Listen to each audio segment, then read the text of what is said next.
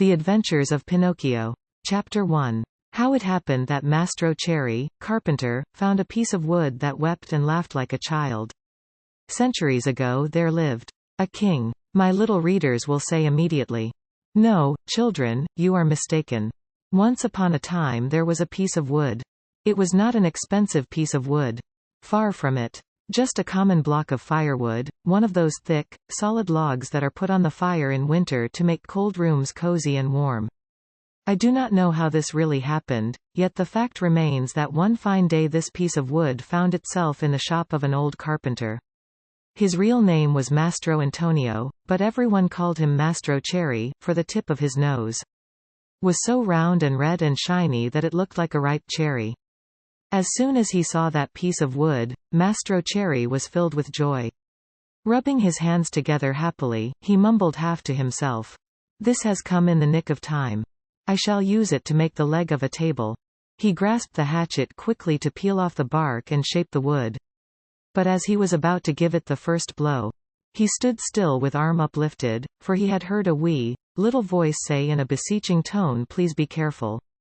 Do not hit me so hard." What a look of surprise shone on Mastro Cherry's face. His funny face became still funnier.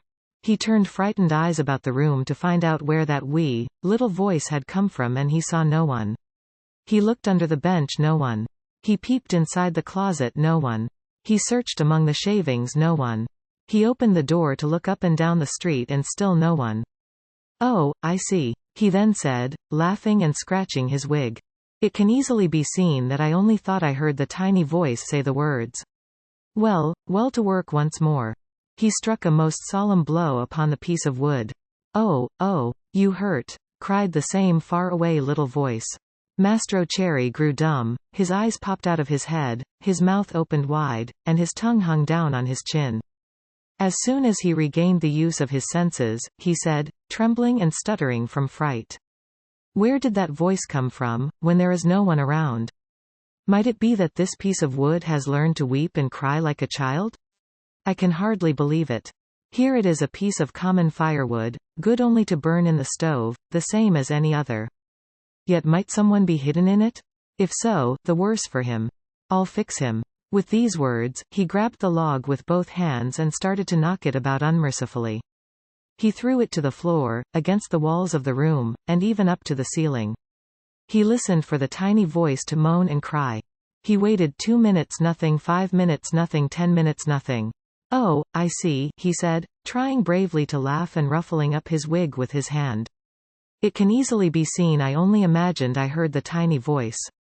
Well, to work once more." The poor fellow was scared half to death, so he tried to sing a gay song in order to gain courage. He set aside the hatchet and picked up the plane to make the wood smooth and even, but as he drew it to and fro, he heard the same tiny voice. This time it giggled as it spoke. "Stop it. Oh, stop it. Ha, ha, ha. You tickle my stomach." This time poor Mastro Cherry fell as if shot. When he opened his eyes, he found himself sitting on the floor. His face had changed, fright had turned even the tip of his nose from red to deepest purple. Chapter 2. Mastro Cherry gives the piece of wood to his friend Geppetto, who takes it to make himself a marionette that will dance, fence, and turn somersaults. In that very instant, a loud knock sounded on the door. "Come in," said the carpenter, not having an atom of strength left with which to stand up. At the words, the door opened and a dapper little old man came in. His name was Geppetto, but to the boys of the neighborhood he was Polendina, on account of the wig he always wore, which was just the color of yellow corn. Geppetto had a very bad temper. Woe to the one who called him Polendina. He became as wild as a beast and no one could soothe him. "Good day, Mastro Antonio," said Geppetto. "What are you doing on the floor?"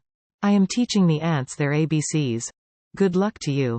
What brought you here, friend Geppetto?"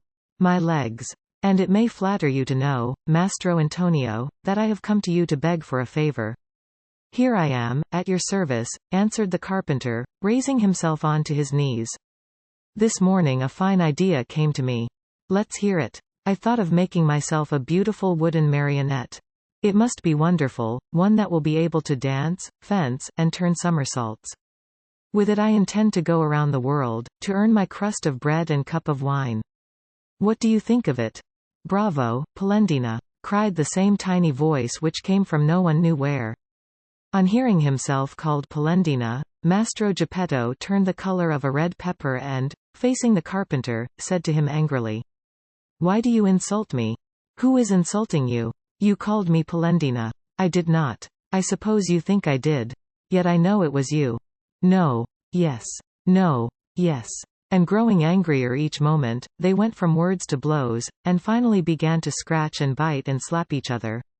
When the fight was over, Mastro Antonio had Geppetto's yellow wig in his hands and Geppetto found the carpenter's curly wig in his mouth. "Give me back my wig," shouted Mastro Antonio in a surly voice. "You return mine and we'll be friends." The two little old men, each with his own wig back on his own head, shook hands and swore to be good friends for the rest of their lives. "Well then, Mastro Geppetto," said the carpenter, to show he bore him no ill will, "what is it you want?" "I want a piece of wood to make a marionette. Will you give it to me?" Mastro Antonio, very glad indeed, went immediately to his bench to get the piece of wood which had frightened him so much. But as he was about to give it to his friend, with a violent jerk it slipped out of his hands and hit against poor Geppetto's thin legs. "Ah! Is this the gentle way, Mastro Antonio, in which you make your gifts? You have made me almost lame. I swear to you I did not do it. It was I, of course. It's the fault of this piece of wood. You're right, but remember you were the one to throw it at my legs." "I did not throw it. Liar. Geppetto, do not insult me or I shall call you Polendina. Idiot. Polendina. Donkey. Polendina. Ugly monkey. Polendina." On hearing himself called Polendina for the third time, Geppetto lost his head with rage and threw himself upon the carpenter. Then and there they gave each other a sound thrashing. After this fight, Mastro Antonio had 2 more scratches on his nose, and Geppetto had 2 buttons missing from his coat. Thus having settled their accounts, they shook hands and swore to be good friends for the rest of their lives. Then Geppetto took the fine piece of wood, thanked Mastro Antonio, and limped away toward home.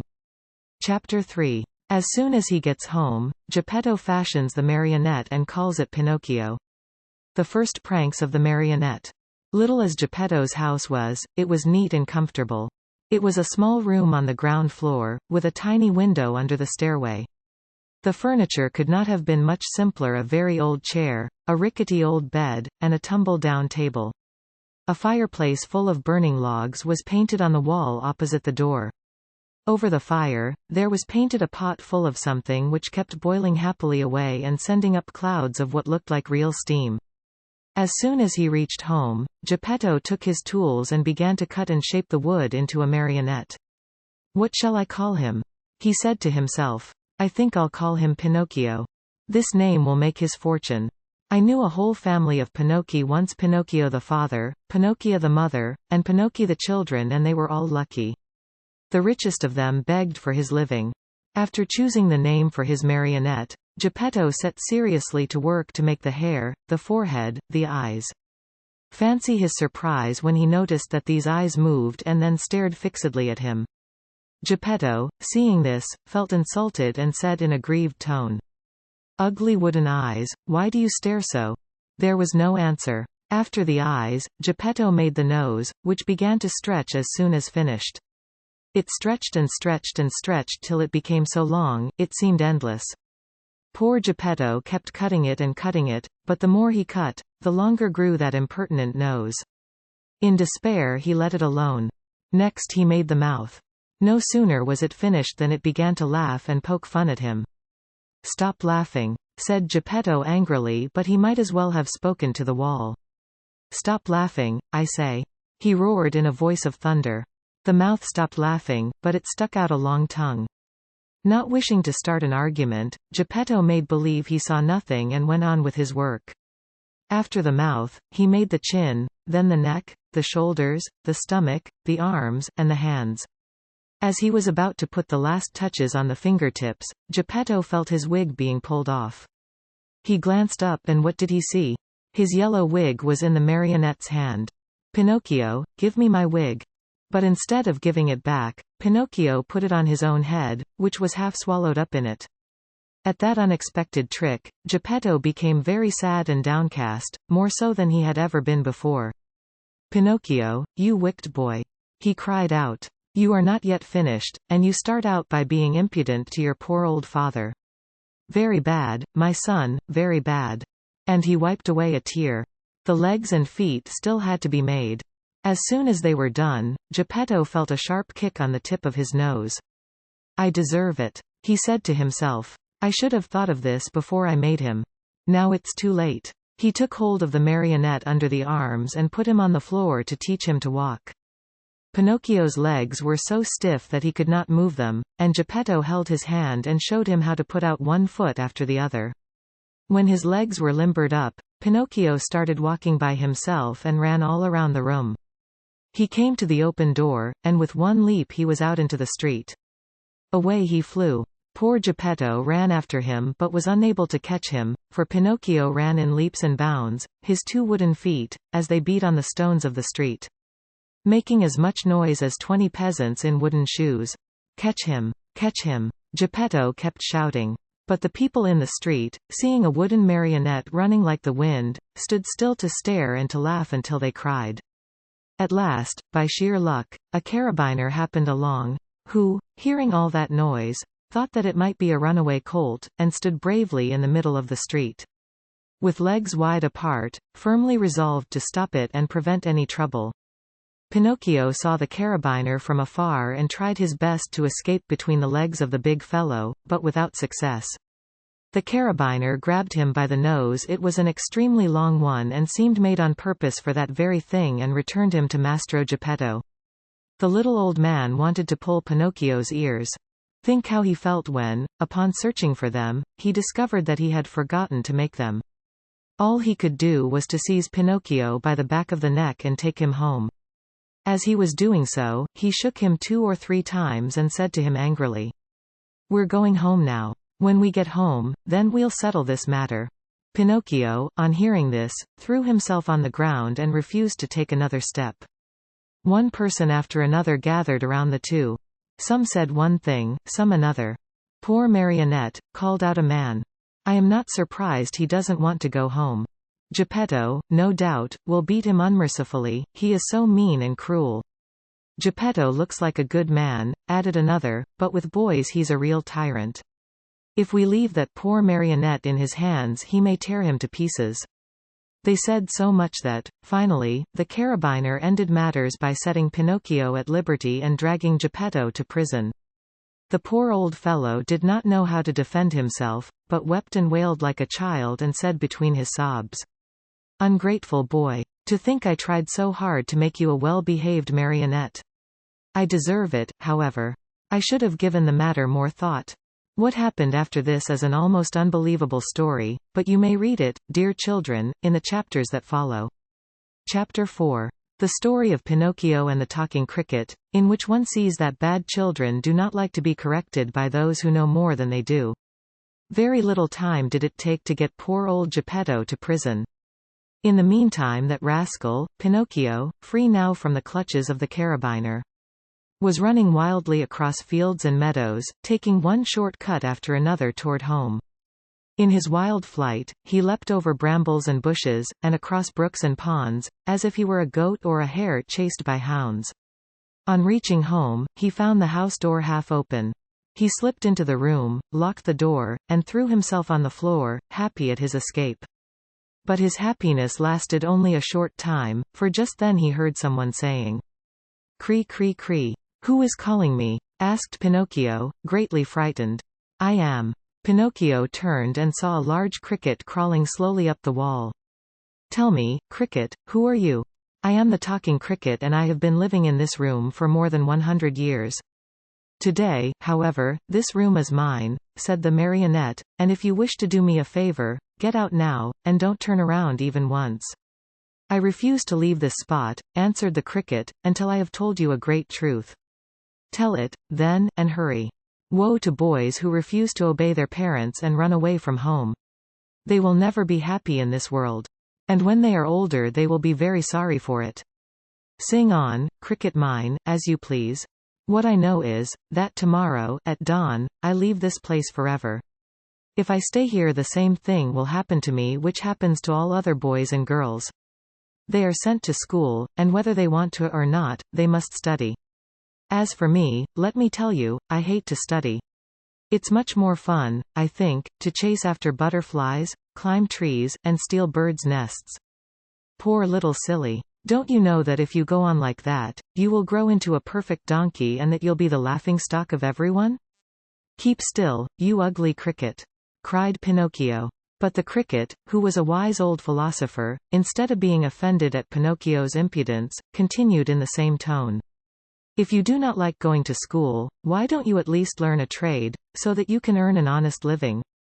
Shall I tell you something? Asked Pinocchio, who was beginning to lose patience. Of all the trades in the world, there is only one that really suits me. And what can that be? That of eating, drinking, sleeping, playing, and wandering around from morning till night. Let me tell you, for your own good, Pinocchio, said the talking cricket in his calm voice, that those who follow that trade always end up in the hospital or in prison. Careful, ugly cricket. If you make me angry, you'll be sorry. Poor Pinocchio, I am sorry for you. Why?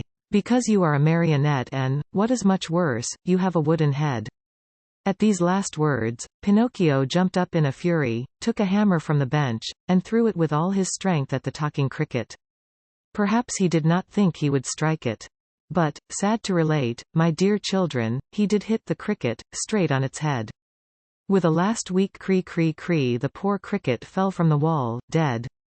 Chapter 5. Pinocchio is hungry and looks for an egg to cook himself an omelette, but, to his surprise, the omelette flies out of the window. If the cricket's death scared Pinocchio at all, it was only for a very few moments. For, as night came on, a queer, empty feeling at the pit of his stomach reminded the marionette that he had eaten nothing as yet. A boy's appetite grows very fast, and in a few moments the queer, empty feeling had become hunger. And the hunger grew bigger and bigger, until soon he was as ravenous as a bear. Poor Pinocchio ran to the fireplace where the pot was boiling and stretched out his hand to take the cover off, but to his amazement, the pot was only painted. Think how he felt. His long nose became at least 2 inches longer. He ran about the room, dug in all the boxes and drawers, and even looked under the bed in search of a piece of bread, hard though it might be, or a cookie, or perhaps a bit of fish. A bone left by a dog would have tasted good to him. But he found nothing. And meanwhile his hunger grew and grew. The only relief poor Pinocchio had was to yawn, and he certainly did yawn, such a big yawn that his mouth stretched out to the tips of his ears. Soon he became dizzy and faint. He wept and wailed to himself, the talking cricket was right. It was wrong of me to disobey father and to run away from home. If he were here now, I wouldn't be so hungry. Oh, how horrible it is to be hungry. Suddenly, he saw, among the sweepings in a corner, something round and white that looked very much like a hen's egg. In a jiffy he pounced upon it. It was an egg. The marionette's joy knew no bounds. It is impossible to describe it, you must picture it to yourself. Certain that he was dreaming, he turned the egg over and over in his hands, fondled it, kissed it, and talked to it. And now, how shall I cook you? Shall I make an omelette? No, it is better to fry you in a pan. Or shall I drink you? No, the best way is to fry you in the pan. You will taste better. No sooner said than done. He placed a little pan over a foot warmer full of hot coals. In the pan, instead of oil or butter, he poured a little water. As soon as the water started to boil tack, he broke the eggshell. But in place of the white and the yolk of the egg, a little yellow chick, fluffy and gay and smiling, escaped from it. Bowing politely to Pinocchio, he said to him, "Many, many thanks, indeed, Mr. Pinocchio, for having saved me the trouble of breaking my shell. Goodbye and good luck to you, and remember me to the family." With these words he spread out his wings and, darting to the open window, he flew away into space till he was out of sight. The poor marionette stood as if turned to stone, with wide eyes, open mouth, and the empty halves of the eggshell in his hands. When he came to himself, he began to cry and shriek at the top of his lungs, stamping his feet on the ground and wailing all the while. The talking cricket was right. If I had not run away from home and if father were here now, I should not be dying of hunger. Oh, how horrible it is to be hungry. And as his stomach kept grumbling more than ever and he had nothing to quiet it with, he thought of going out for a walk to the nearby village, in the hope of finding some charitable person who might give him a bit of bread. Chapter 6. Pinocchio falls asleep with his feet on a foot warmer, and awakens the next day with his feet all burned off. Pinocchio hated the dark street, but he was so hungry that, in spite of it, he ran out of the house. The night was pitch black. It thundered, and bright flashes of lightning now and again shot across the sky, turning it into a sea of fire. An angry wind blew cold and raised dense clouds of dust, while the trees shook and moaned in a weird way. Pinocchio was greatly afraid of thunder and lightning, but the hunger he felt was far greater than his fear. In a dozen leaps and bounds, he came to the village, tired out, puffing like a whale, and with tongue hanging. The whole village was dark and deserted. The stores were closed, the doors, the windows. In the streets, not even a dog could be seen. It seemed the village of the dead. Pinocchio, in desperation, ran up to a doorway, threw himself upon the bell, and pulled it wildly, saying to himself, someone will surely answer that. He was right. An old man in a nightcap opened the window and looked out. He called down angrily, "What do you want at this hour of night? Will you be good enough to give me a bit of bread?" "I am hungry." "Wait a minute and I'll come right back," answered the old fellow, thinking. He had to deal with one of those boys who love to roam around at night ringing people's bells while they are peacefully asleep. After a minute or two, the same voice cried, "Get under the window and hold out your hat." Pinocchio had no hat, but he managed to get under the window just in time to feel a shower of ice-cold water pour down on his poor wooden head, his shoulders, and over his whole body. He returned home as wet as a rag, and tired out from weariness and hunger. As he no longer had any strength left with which to stand, he sat down on a little stool and put his 2 feet on the stove to dry them. There he fell asleep, and while he slept, his wooden feet began to burn. Slowly, very slowly, they blackened and turned to ashes. Pinocchio snored away happily as if his feet were not his own. At dawn he opened his eyes just as a loud knocking sounded at the door. "Who is it?" he called, yawning and rubbing his eyes. "It is I," answered a voice. It was the voice of Geppetto. Chapter 7. Geppetto returns home and gives his own breakfast to the marionette. The poor marionette, who was still half asleep, had not yet found out that his 2 feet were burned and gone.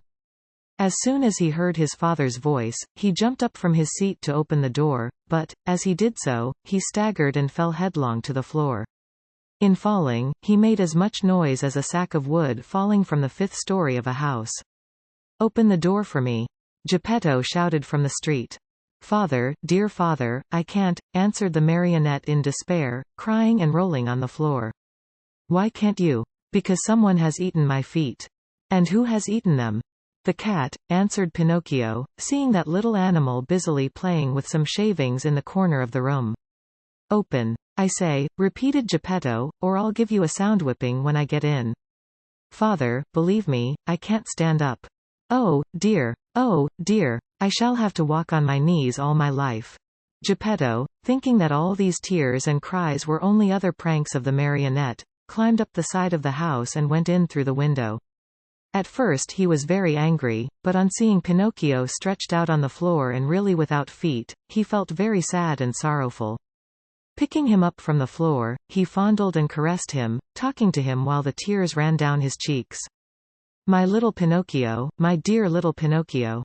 How did you burn your feet?" "I don't know, father, but believe me, the night has been a terrible one and I shall remember it as long as I live. The thunder was so noisy and the lightning so bright and I was hungry. And then the talking cricket said to me, 'You deserve it, you were bad.' And I said to him, 'Careful, cricket,' and he said to me, 'You are a marionette and you have a wooden head,' and I threw the hammer at him and killed him.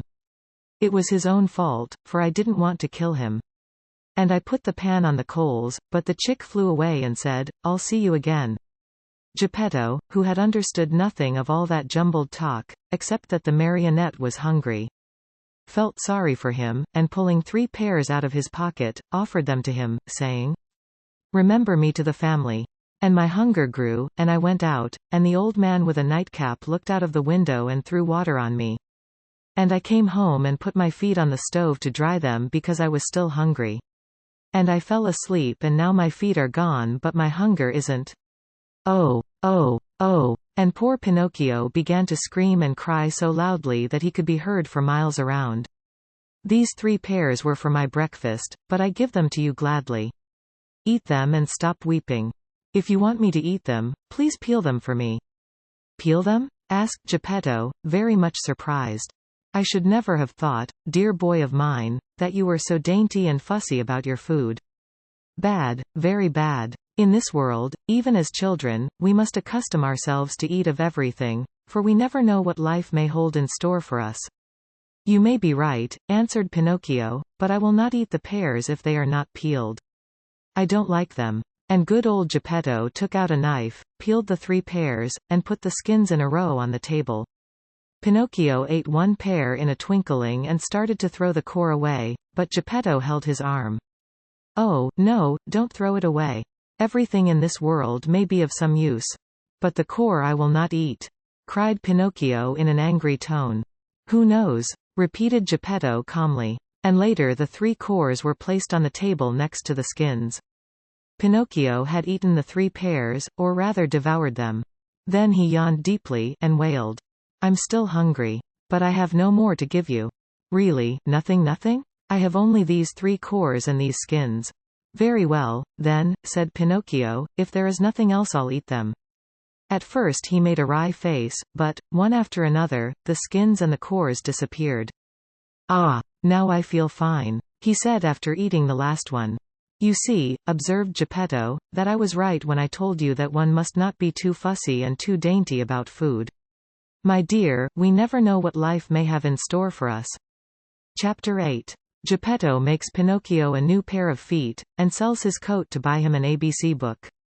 The marionette, as soon as his hunger was appeased, started to grumble and cry that he wanted a new pair of feet. But Mastro Geppetto, in order to punish him for his mischief, let him alone the whole morning. After dinner he said to him, Why should I make your feet over again? To see you run away from home once more? I promise you, answered the marionette, sobbing, that from now on I'll be good. Boys always promise that when they want something, said Geppetto. I promise to go to school every day, to study and to succeed. Boys always sing that song when they want their own will. But I am not like other boys. I am better than all of them and I always tell the truth. I promise you, father, that I'll learn a trade, and I'll be the comfort and staff of your old age. Geppetto, though trying to look very stern, felt his eyes fill with tears and his heart soften when he saw Pinocchio so unhappy. He said no more, but taking his tools and 2 pieces of wood, he set to work diligently.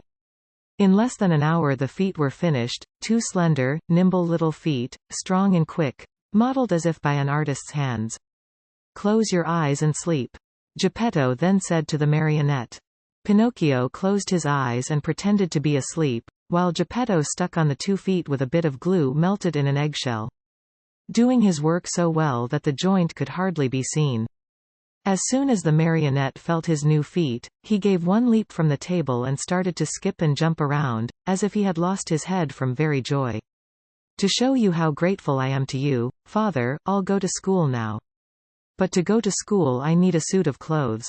Geppetto did not have a penny in his pocket, so he made his son a little suit of flowered paper, a pair of shoes from the bark of a tree, and a tiny cap from a bit of dough. Pinocchio ran to look at himself in a bowl of water, and he felt so happy that he said proudly, Now I look like a gentleman. Truly, answered Geppetto. But remember that fine clothes do not make the man unless they be neat and clean. Very true, answered Pinocchio, but, in order to go to school, I still need something very important. What is it? An ABC book. To be sure. But how shall we get it? That's easy. We'll go to a bookstore and buy it. And the money? I have none. Neither have I, said the old man sadly. Pinocchio, although a happy boy always, became sad and downcast at these words. When poverty shows itself, even mischievous boys understand what it means. What does it matter, after all? Cried Geppetto all at once, as he jumped up from his chair. Putting on his old coat, full of darns and patches, he ran out of the house without another word. After a while he returned. In his hands he had the ABC book for his son, but the old coat was gone. The poor fellow was in his shirt sleeves and the day was cold. "Where's your coat, father?" "I have sold it." "Why did you sell your coat?" "It was too warm." Pinocchio understood the answer in a twinkling, and, unable to restrain his tears, he jumped on his father's neck and kissed him over and over. Chapter 9. Pinocchio sells his ABC book to pay his way into the marionette theater. See Pinocchio hurrying off to school with his new ABC book under his arm. As he walked along, his brain was busy planning hundreds of wonderful things, building hundreds of castles in the air. Talking to himself, he said, "In school today, I'll learn to read, tomorrow to write, and the day after tomorrow I'll do arithmetic. Then, clever as I am, I can earn a lot of money. With the very first pennies I make, I'll buy father a new cloth coat." Cloth, did I say? No, it shall be of gold and silver with diamond buttons. That poor man certainly deserves it for, after all, isn't he in his shirt sleeves? Because he was good enough to buy a book for me? On this cold day, too. Fathers are indeed good to their children. As he talked to himself, he thought he heard sounds of pipes and drums coming from a distance. Pie pie pie, pie pie pie. Zoom, zoom, zoom, zoom. He stopped to listen. Those sounds came from a little street that led to a small village along the shore. What can that noise be? What a nuisance that I have to go to school. Otherwise. There he stopped, very much puzzled. He felt he had to make up his mind for either one thing or another. Should he go to school, or should he follow the pipes? Today I'll follow the pipes, and tomorrow I'll go to school. There's always plenty of time to go to school, decided the little rascal at last, shrugging his shoulders. No sooner said than done. He started down the street, going like the wind. On he ran, and louder grew the sounds of pipe and drum. Pie pie pie, pie pie pie, pie pie pie. Zoom, zoom, zoom, zoom. Suddenly, he found himself in a large square, full of people standing in front of a little wooden building painted in brilliant colors. "What is that house?" Pinocchio asked a little boy near him. "Read the sign and you'll know." "I'd like to read, but somehow I can't today." "Oh, really? Then I'll read it to you." "No, then, that written in letters of fire I see the words Great Marionette Theater." "When did the show start?" "It is starting now." "And how much does one pay to get in?" 4 pennies. Pinocchio, who was wild with curiosity to know what was going on inside, lost all his pride and said to the boy shamelessly, "Will you give me 4 pennies until tomorrow?" "I'd give them to you gladly," answered the other, poking fun at him, "but just now I can't give them to you. For the price of 4 pennies, I'll sell you my coat. If it rains, what shall I do with a coat of flowered paper? I could not take it off again. Do you want to buy my shoes? They are only good enough to light a fire with. What about my hat? Fine bargain, indeed. A cap of dough. The mice might come and eat it from my head." Pinocchio was almost in tears. He was just about to make one last offer, but he lacked the courage to do so. He hesitated, he wondered, he could not make up his mind. At last he said, "Will you give me 4 pennies for the book?" "I am a boy and I buy nothing from boys," said the little fellow with far more common sense than the marionette. "I'll give you 4 pennies for your ABC book," said a ragpicker who stood by. Then and there, the book changed hands. And to think that poor old Geppetto sat at home in his shirt sleeves, shivering with cold, having sold his coat to buy that little book for his son. Chapter 10. The marionettes recognize their brother Pinocchio, and greet him with loud cheers. But the director, Fire Eater, happens along and poor Pinocchio almost loses his life. Quick as a flash, Pinocchio disappeared into the marionette theater. And then something happened which almost caused a riot. The curtain was up and the performance had started. Harlequin and Pulcinella were reciting on the stage and, as usual, they were threatening each other with sticks and blows. The theater was full of people, enjoying the spectacle and laughing till they cried at the antics of the 2 marionettes. The play continued for a few minutes, and then suddenly, without any warning, Harlequin stopped talking. Turning toward the audience, he pointed to the rear of the orchestra, yelling wildly at the same time. "Look, look! Am I asleep or awake? Or do I really see Pinocchio there? Yes, yes. It is Pinocchio, screamed Pulcinella. It is. It is, shrieked Signora Rosaura, peeking in from the side of the stage. It is Pinocchio. It is Pinocchio, yelled all the marionettes, pouring out of the wings. It is Pinocchio. It is our brother Pinocchio. Hurrah for Pinocchio. Pinocchio, come up to me, shouted Harlequin. Come to the arms of your wooden brothers. At such a loving invitation, Pinocchio, with one leap from the back of the orchestra, found himself in the front rows. With another leap, he was on the orchestra leader's head. With a third, he landed on the stage. It is impossible to describe the shrieks of joy. The warm embraces, the knocks, and the friendly greetings with which that strange company of dramatic actors and actresses received Pinocchio. It was a heart-rending spectacle, but the audience, seeing that the play had stopped, became angry and began to yell. The play, we want the play. The yelling was of no use, for the marionettes, instead of going on with their act, made twice as much racket as before, and, lifting up Pinocchio on their shoulders, carried him around the stage in triumph. At that very moment, the director came out of his room. He had such a fearful appearance that one look at him would fill you with horror. His beard was as black as pitch, and so long that it reached from his chin down to his feet. His mouth was as wide as an oven, his teeth like yellow fangs, and his eyes, two glowing red coals. In his huge, hairy hands, a long whip, made of green snakes and black cats' tails twisted together, swished through the air in a dangerous way. At the unexpected apparition, no one dared even to breathe. One could almost hear a fly go by. Those poor marionettes, one and all, trembled like leaves in a storm. "Why have you brought such excitement into my theater?" the huge fellow asked Pinocchio with the voice of an ogre suffering with a cold. "Believe me, Your Honor, the fault was not mine." "Enough. Be quiet. I'll take care of you later." As soon as the play was over, the director went to the kitchen, where a fine big lamb was slowly turning on the spit. More wood was needed to finish cooking it. He called Harlequin and Pulcinella and said to them, "Bring that marionette to me. He looks as if he were made of well-seasoned wood. He'll make a fine fire for this spit." Harlequin and Pulcinella hesitated a bit.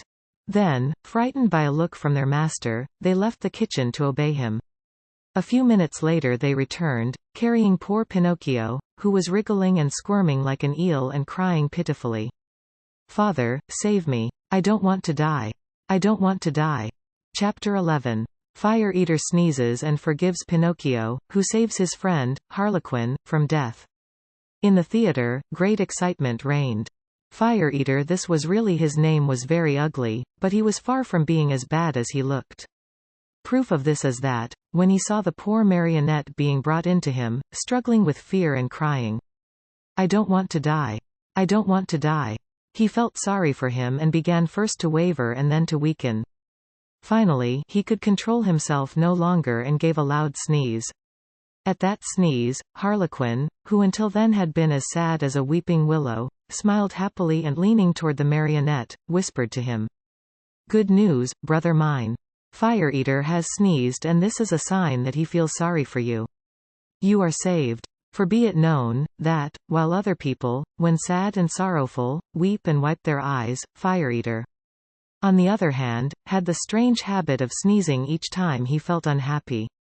The way was just as good as any other to show the kindness of his heart." After sneezing, Fire Eater, ugly as ever, cried to Pinocchio, "Stop crying. Your wails give me a funny feeling down here in my stomach and etc. etc." Two loud sneezes finished his speech. "God bless you," said Pinocchio. "Thanks. Are your father and mother still living?" demanded Fire Eater. "My father, yes. My mother I have never known. Your poor father would suffer terribly if I were to use you as firewood. Poor old man. I feel sorry for him. etc. etc. etc. Three more sneezes sounded, louder than ever. "God bless you," said Pinocchio. "Thanks. However, I ought to be sorry for myself, too, just now. My good dinner is spoiled. I have no more wood for the fire, and the lamb is only half cooked. Never mind. In your place I'll burn some other marionette. Hey there, officers. At the call, 2 wooden officers appeared, long and thin as a yard of rope, with queer hats on their heads and swords in their hands. Fire Eater yelled at them in a hoarse voice. "Take Harlequin, tie him, and throw him on the fire. I want my lamb well done." Think how poor Harlequin felt. He was so scared that his legs doubled up under him and he fell to the floor. Pinocchio, at that heartbreaking sight, threw himself at the feet of Fire Eater and, weeping bitterly, asked in a pitiful voice which could scarcely be heard. "Have pity, I beg of you, signore. There are no signori here. Have pity, kind sir. There are no sirs here. Have pity, your excellency." On hearing himself addressed as Your Excellency, the director of the Marionette Theatre sat up very straight in his chair. Stroked his long beard, and becoming suddenly kind and compassionate, smiled proudly as he said to Pinocchio, "Well, what do you want from me now, Marionette? I beg for mercy for my poor friend, Harlequin, who has never done the least harm in his life." "There is no mercy here, Pinocchio. I have spared you. Harlequin must burn in your place. I am hungry and my dinner must be cooked." "In that case," said Pinocchio proudly, as he stood up and flung away his cap of dough, "in that case, my duty is clear. Come, officers. Tie me up and throw me on those flames. No, it is not fair for poor Harlequin, the best friend that I have in the world, to die in my place." These brave words, said in a piercing voice, made all the other marionettes cry.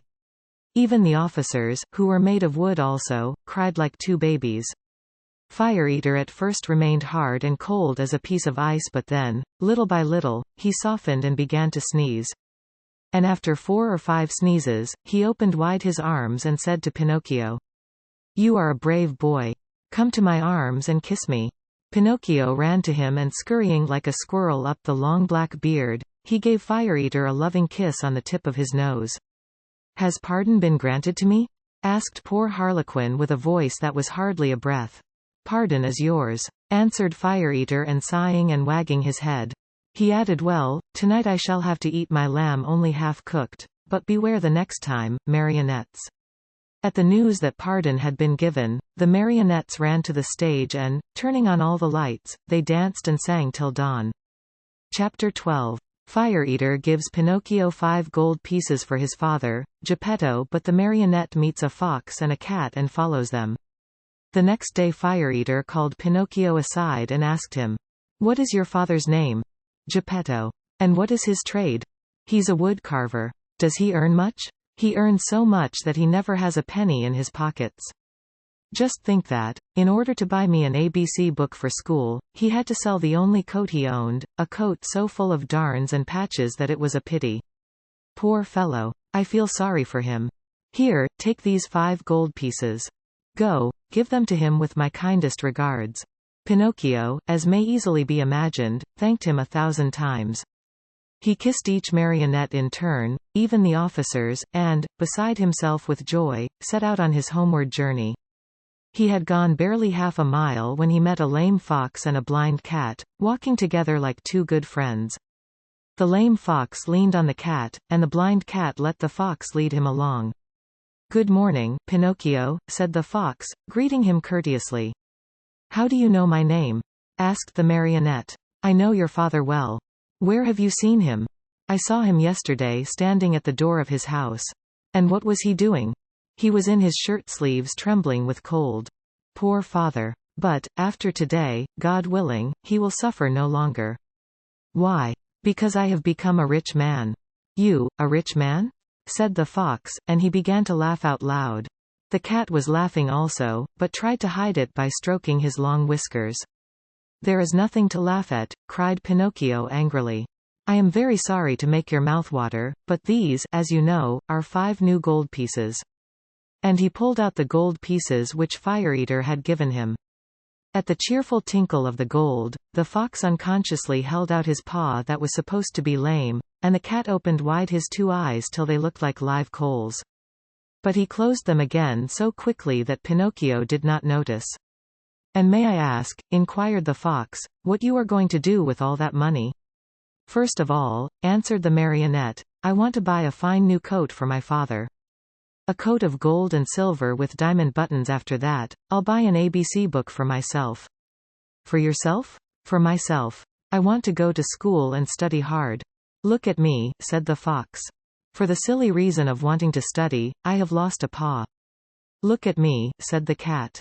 For the same foolish reason, I have lost the sight of both eyes. At that moment, a blackbird, perched on the fence along the road, called out sharp and clear. Pinocchio, do not listen to bad advice. If you do, you'll be sorry. Poor little blackbird. If he had only kept his words to himself. In the twinkling of an eyelid, the cat leapt on him, and ate him, feathers and all. After eating the bird, he cleaned his whiskers, closed his eyes, and became blind once more. Poor blackbird, said Pinocchio to the cat. Why did you kill him? I killed him to teach him a lesson. He talks too much. Next time he will keep his words to himself. By this time the three companions had walked a long distance. Suddenly, the fox stopped in his tracks and, turning to the marionette, said to him, Do you want to double your gold pieces? What do you mean? Do you want 100, 1,000, 2,000 gold pieces for your miserable 5? Yes, but how? The way is very easy. Instead of returning home, come with us. And where will you take me? To the city of Simple Simons. Pinocchio thought a while and then said firmly, No, I don't want to go. Home is near, and I'm going where father is waiting for me. How unhappy he must be that I have not yet returned. I have been a bad son, and the talking cricket was right when he said that a disobedient boy cannot be happy in this world. I have learned this at my own expense. Even last night in the theater, when Fire Eater. Brr. The shivers run up and down my back at the mere thought of it. Well, then, said the fox, if you really want to go home, go ahead, but you'll be sorry. You'll be sorry, repeated the cat. Think well, Pinocchio, you are turning your back on Dame Fortune. On Dame Fortune, repeated the cat. Tomorrow your 5 gold pieces will be 2,000. 2,000, repeated the cat. But how can they possibly become so many? Asked Pinocchio wonderingly. I'll explain, said the fox. You must know that, just outside the city of Simple Simons, there is a blessed field called the Field of Wonders. In this field you dig a hole and in the hole you bury a gold piece. After covering up the hole with earth you water it well, sprinkle a bit of salt on it, and go to bed. During the night, the gold piece sprouts, grows, blossoms, and next morning you find a beautiful tree, that is loaded with gold pieces. So that if I were to bury my 5 gold pieces, cried Pinocchio with growing wonder, next morning I should find how many? It is very simple to figure out, answered the fox. Why, you can figure it on your fingers. Granted that each piece gives you 500, multiply 500 by 5. Next morning you will find 2,500 new, sparkling gold pieces. Fine, fine, cried Pinocchio, dancing about with joy. And as soon as I have them, I shall keep 2,000 for myself and the other 500 I'll give to you too. A gift for us? Cried the fox, pretending to be insulted. Why, of course not. Of course not, repeated the cat. We do not work for gain, answered the fox. We work only to enrich others. To enrich others, repeated the cat. What good people, thought Pinocchio to himself. And forgetting his father, the new coat, the ABC book, and all his good resolutions, he said to the fox and to the cat. Let us go. I am with you. Chapter 13. The Inn of the Red Lobster. Cat and fox and marionette walked and walked and walked. At last, toward evening, dead tired, they came to the Inn of the Red Lobster. Let us stop here a while, said the fox, to eat a bite and rest for a few hours. At midnight we'll start out again, for at dawn tomorrow we must be at the Field of Wonders. They went into the inn and all three sat down at the same table. However, not one of them was very hungry. The poor cat felt very weak, and he was able to eat only 35 mullets with tomato sauce and 4 portions of tripe with cheese. Moreover, as he was so in need of strength, he had to have 4 more helpings of butter and cheese. The fox, after a great deal of coaxing, tried his best to eat a little. The doctor had put him on a diet, and he had to be satisfied with a small hare dressed with a dozen young and tender spring chickens. After the hare, he ordered some partridges, a few pheasants, a couple of rabbits, and a dozen frogs and lizards. That was all. He felt ill, he said, and could not eat another bite. Pinocchio ate least of all. He asked for a bite of bread and a few nuts and then hardly touched them. The poor fellow, with his mind on the field of wonders, was suffering from a gold piece indigestion. Supper over, the fox said to the innkeeper, "Give us 2 good rooms, one for Mr. Pinocchio and the other for me and my friend. Before starting out, we'll take a little nap. Remember to call us at midnight sharp, for we must continue on our journey." "Yes, sir," answered the innkeeper, winking in a knowing way at the fox and the cat, as if to say, "I understand." As soon as Pinocchio was in bed, he fell fast asleep and began to dream. He dreamed he was in the middle of a field. The field was full of vines heavy with grapes. The grapes were no other than gold coins which tinkled merrily as they swayed in the wind. They seemed to say, "Let him who wants us take us." Just as Pinocchio stretched out his hand to take a handful of them, he was awakened by 3 loud knocks at the door. It was the innkeeper who had come to tell him that midnight had struck. "Are my friends ready?" the marionette asked him. "Indeed, yes. They went 2 hours ago." "Why in such a hurry?" Unfortunately, the cat received a telegram which said that his firstborn was suffering from chilblains and was on the point of death. He could not even wait to say goodbye to you. Did they pay for the supper? How could they do such a thing? Being people of great refinement, they did not want to offend you so deeply as not to allow you the honor of paying the bill. "Too bad. That offense would have been more than pleasing to me," said Pinocchio, scratching his head. "Where did my good friends say they would wait for me?" he added. "At the Field of Wonders, at sunrise tomorrow morning." Pinocchio paid a gold piece for the 3 suppers and started on his way toward the field that was to make him a rich man. He walked on, not knowing where he was going, for it was dark, so dark that not a thing was visible. Round about him, not a leaf stirred. A few bats skimmed his nose now and again and scared him half to death. Once or twice he shouted, "Who goes there?" And the far-away hills echoed back to him, "Who goes there? Who goes there? Who goes?" As he walked, Pinocchio noticed a tiny insect glimmering on the trunk of a tree, a small being that glowed with a pale, soft light. "Who are you?" he asked. "I am the ghost of the talking cricket," answered the little being in a faint voice that sounded as if it came from a far-away world.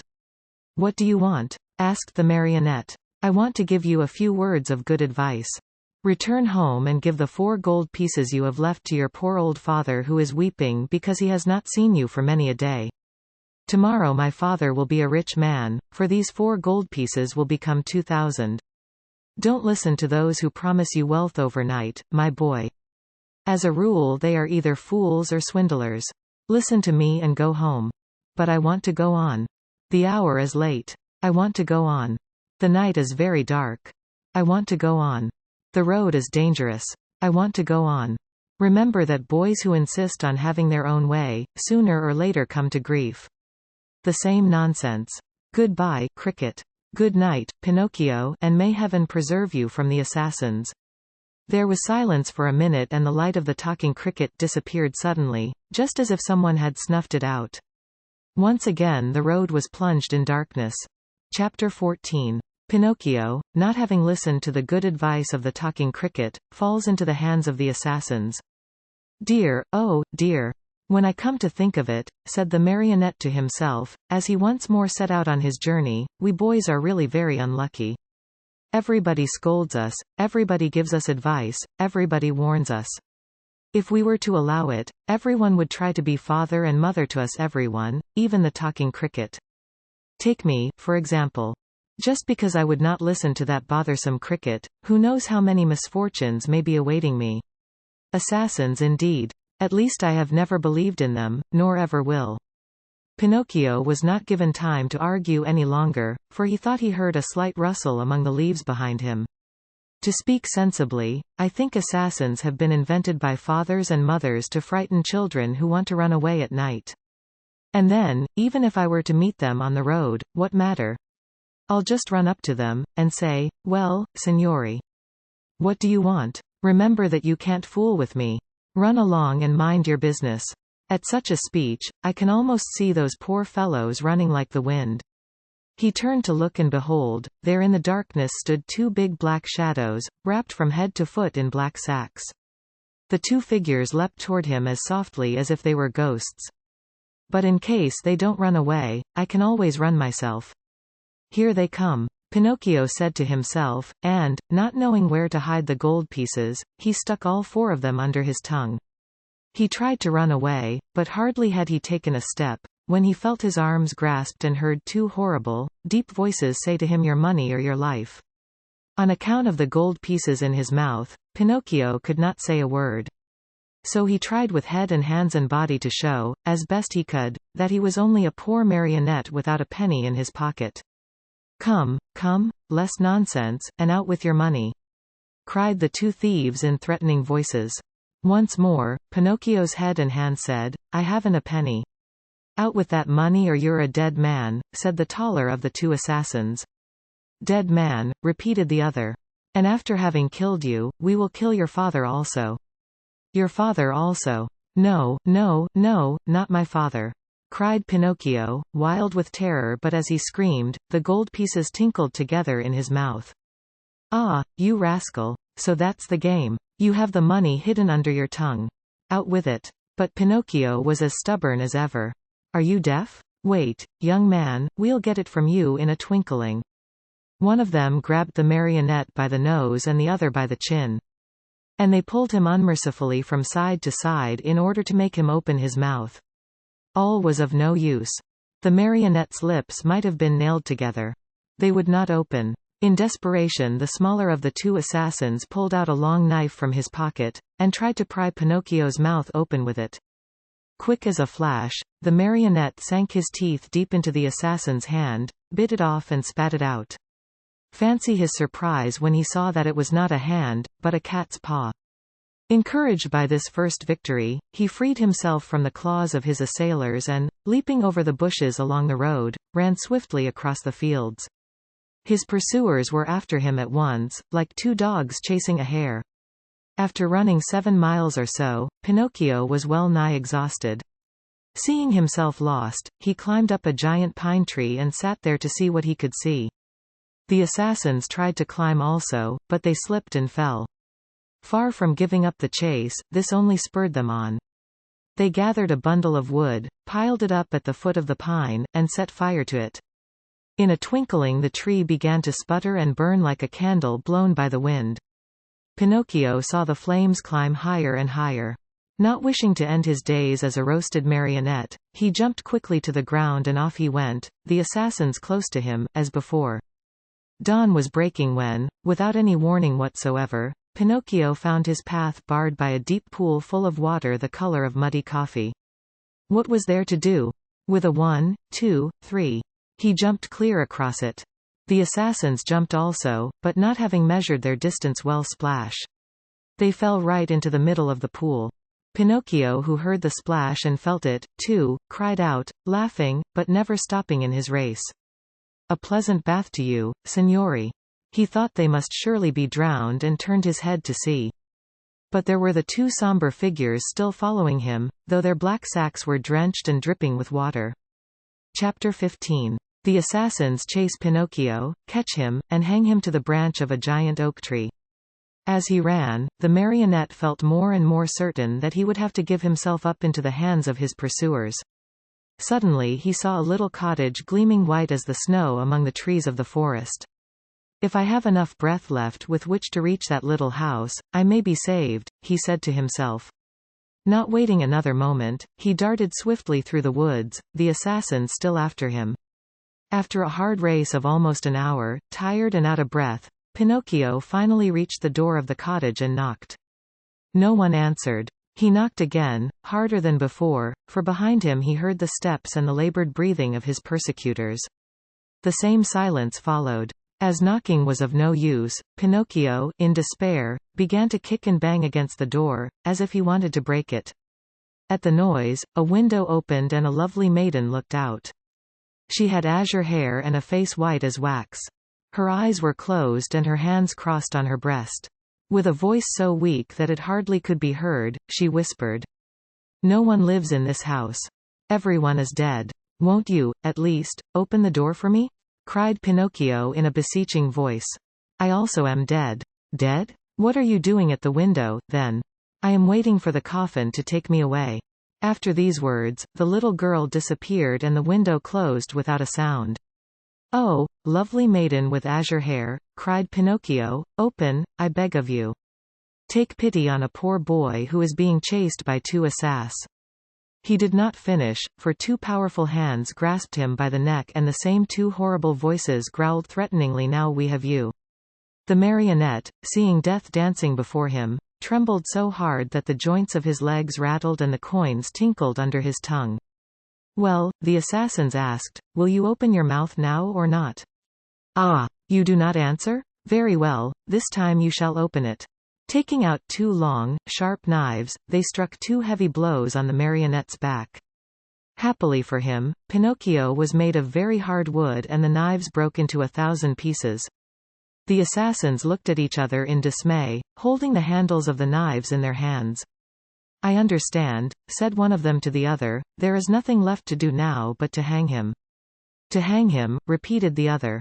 They tied Pinocchio's hands behind his shoulders and slipped the noose around his neck. Throwing the rope over the high limb of a giant oak tree, they pulled till the poor marionette hung far up in space. Satisfied with their work, they sat on the grass waiting for Pinocchio to give his last gasp. But after 3 hours the marionette's eyes were still open, his mouth still shut and his legs kicked harder than ever. Tired of waiting, the assassins called to him mockingly, "Goodbye till tomorrow. When we return in the morning, we hope you'll be polite enough to let us find you dead and gone and with your mouth wide open." With these words they went. A few minutes went by and then a wild wind started to blow. As it shrieked and moaned, the poor little sufferer was blown to and fro like the hammer of a bell. The rocking made him seasick and the noose, becoming tighter and tighter, choked him. Little by little a film covered his eyes. Death was creeping nearer and nearer, and the marionette still hoped for some good soul to come to his rescue, but no one appeared. As he was about to die, he thought of his poor old father, and hardly conscious of what he was saying, murmured to himself, "Oh, father, dear father! If you were only here!" These were his last words. He closed his eyes, opened his mouth, stretched out his legs, and hung there, as if he were dead. Chapter 16. The lovely maiden with azure hair sends for the poor marionette, puts him to bed, and calls 3 doctors to tell her if Pinocchio is dead or alive. If the poor marionette had dangled there much longer, all hope would have been lost. Luckily for him, the lovely maiden with azure hair once again looked out of her window. Filled with pity at the sight of the poor little fellow being knocked helplessly about by the wind, she clapped her hands sharply together 3 times. At the signal, a loud whir of wings in quick flight was heard and a large falcon came and settled itself on the window ledge. "What do you command, my charming fairy?" asked the falcon, bending his beak in deep reverence, for it must be known that, after all, the lovely maiden with azure hair was none other than a very kind fairy, who had lived, for more than 1,000 years, in the vicinity of the forest. "Do you see that marionette hanging from the limb of that giant oak tree?" "I see him." "Very well. Fly immediately to him. With your strong beak, break the knot which holds him tied, take him down, and lay him softly on the grass at the foot of the oak." The falcon flew away and after 2 minutes returned, saying, "I have done what you have commanded." "How did you find him? Alive or dead?" "At first glance, I thought he was dead. But I found I was wrong, for as soon as I loosened the knot around his neck, he gave a long sigh and mumbled with a faint voice, 'Now I feel better.'" The fairy clapped her hands twice. A magnificent poodle appeared, walking on his hind legs just like a man. He was dressed in court livery. A tricorn trimmed with gold lace was set at a rakish angle over a wig of white curls that dropped down to his waist. He wore a jaunty coat of chocolate-colored velvet, with diamond buttons, and with 2 huge pockets, which were always filled with bones, dropped there at dinner by his loving mistress. Breeches of crimson velvet, silk stockings, and low, silver-buckled slippers completed his costume. "Come, Medoro," said the fairy to him. "Get my best coach ready and set out toward the forest. On reaching the oak tree, you will find a poor, half-dead marionette stretched out on the grass. Lift him up tenderly, place him on the silken cushions of the coach, and bring him here to me." His tail was encased in a blue silk covering, which was to protect it from the rain. The poodle, to show that he understood, wagged his silk-covered tail 2 or 3 times and set off at a quick pace. In a few minutes, a lovely little coach, made of glass, with lining as soft as whipped cream and chocolate pudding, and stuffed with canary feathers, pulled out of the stable. It was drawn by 100 pairs of white mice, and the poodle sat on the coachman's seat and snapped his whip gaily in the air, as if he were a real coachman in a hurry to get to his destination. In a quarter of an hour the coach was back. The fairy, who was waiting at the door of the house, lifted the poor little marionette in her arms, took him to a dainty room with mother-of-pearl walls, put him to bed, and sent immediately for the most famous doctors of the neighborhood to come to her. One after another the doctors came, a crow, an owl, and a talking cricket. "I should like to know, signori," said the fairy, turning to the 3 doctors gathered about Pinocchio's bed, "I should like to know if this poor marionette is dead or alive." At this invitation, the crow stepped out and felt Pinocchio's pulse, his nose, his little toe. Then he solemnly pronounced the following words: "To my mind this marionette is dead and gone, but if, by any evil chance, he were not, then that would be a sure sign that he is still alive." "I am sorry," said the owl, "to have to contradict the crow, my famous friend and colleague. To my mind this marionette is alive, but if, by any evil chance, he were not, then that would be a sure sign that he is wholly dead." "And do you hold any opinion?" the fairy asked the talking cricket. "I say that a wise doctor, when he does not know what he is talking about, should know enough to keep his mouth shut. However, that marionette is not a stranger to me. I have known him a long time." Pinocchio, who until then had been very quiet, shuddered so hard that the bed shook. "That marionette," continued the talking cricket, "is a rascal of the worst kind." Pinocchio opened his eyes and closed them again. "He is rude, lazy, a runaway." Pinocchio hid his face under the sheets. "That marionette is a disobedient son who is breaking his father's heart." Long shuddering sobs were heard, cries, and deep sighs. Think how surprised everyone was when, on raising the sheets, they discovered Pinocchio half melted in tears. "When the dead weep, they are beginning to recover," said the crow solemnly. "I am sorry to contradict my famous friend and colleague," said the owl, "but as far as I'm concerned, I think that when the dead weep, it means they do not want to die." Chapter 17. Pinocchio eats sugar, but refuses to take medicine. When the undertakers come for him, he drinks the medicine and feels better. Afterwards he tells a lie and, in punishment, his nose grows longer and longer. As soon as the 3 doctors had left the room, the fairy went to Pinocchio's bed and, touching him on the forehead, noticed that he was burning with fever. She took a glass of water, put a white powder into it, and, handing it to the marionette, said lovingly to him, "Drink this, and in a few days you'll be up and well." Pinocchio looked at the glass, made a wry face, and asked in a whining voice, "Is it sweet or bitter?" "It is bitter, but it is good for you." "If it is bitter, I don't want it." "Drink it." "I don't like anything bitter." "Drink it and I'll give you a lump of sugar to take the bitter taste from your mouth." "Where's the sugar?" "Here it is," said the fairy, taking a lump from a golden sugar bowl. "I want the sugar first, then I'll drink the bitter water." "Do you promise?" "Yes." The fairy gave him the sugar and Pinocchio, after chewing and swallowing it in a twinkling, said, smacking his lips, "If only sugar were medicine. I should take it every day. Now keep your promise and drink these few drops of water. They'll be good for you." Pinocchio took the glass in both hands and stuck his nose into it. He lifted it to his mouth and once more stuck his nose into it. "It is too bitter, much too bitter. I can't drink it." "How do you know, when you haven't even tasted it?" "I can imagine it. I smell it. I want another lump of sugar, then I'll drink it." The fairy, with all the patience of a good mother, gave him more sugar and again handed him the glass. "I can't drink it like that," the marionette said, making more wry faces. "Why?" "Because that feather pillow on my feet bothers me." The fairy took away the pillow. "It's no use. I can't drink it even now." "What's the matter now?" "I don't like the way that door looks. It's half open." The fairy closed the door. "I won't drink it," cried Pinocchio, bursting out crying. "I won't drink this awful water.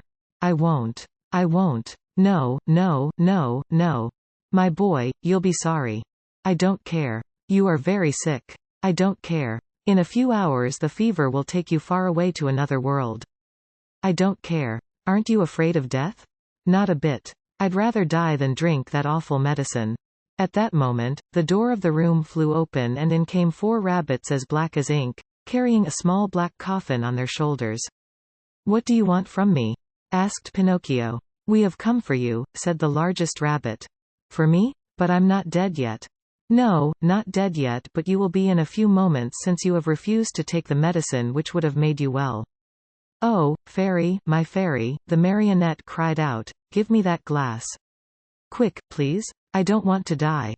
No, no, not yet, not yet. And holding the glass with his 2 hands, he swallowed the medicine at one gulp. Well, said the 4 rabbits, this time we have made the trip for nothing. And turning on their heels, they marched solemnly out of the room, carrying their little black coffin and muttering and grumbling between their teeth. In a twinkling, Pinocchio felt fine. With one leap he was out of bed and into his clothes. The fairy, seeing him run and jump around the room gay as a bird on wing, said to him, My medicine was good for you, after all, wasn't it? Good indeed. It has given me new life. Why, then, did I have to beg you so hard to make you drink it? I'm a boy, you see, and all boys hate medicine more than they do sickness. What a shame. Boys ought to know, after all, that medicine, taken in time, can save them from much pain and even from death.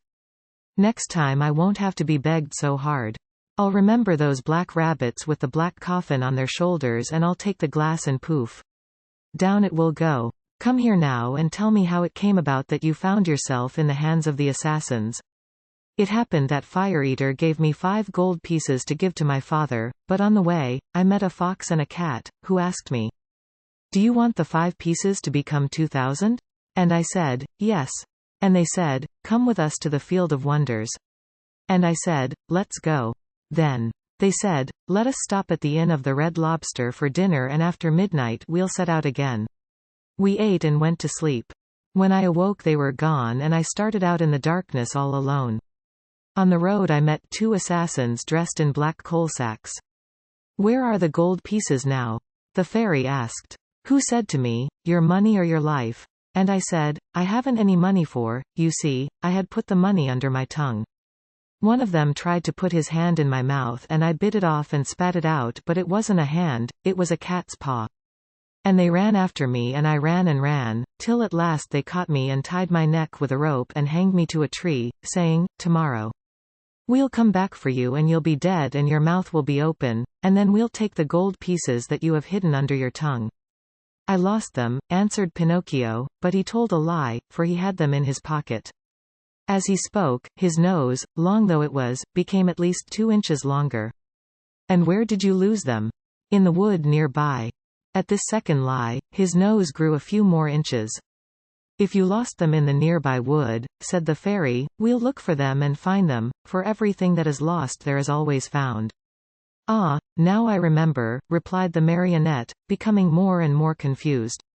I did not lose the gold pieces, but I swallowed them when I drank the medicine. At this third lie, his nose became longer than ever, so long that he could not even turn around.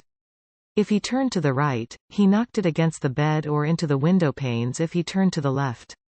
He struck the walls or the door if he raised it a bit, he almost put the fairy's eyes out. The fairy sat looking at him and laughing. Why do you laugh? The marionette asked her, worried now at the sight of his growing nose. I am laughing at your lies.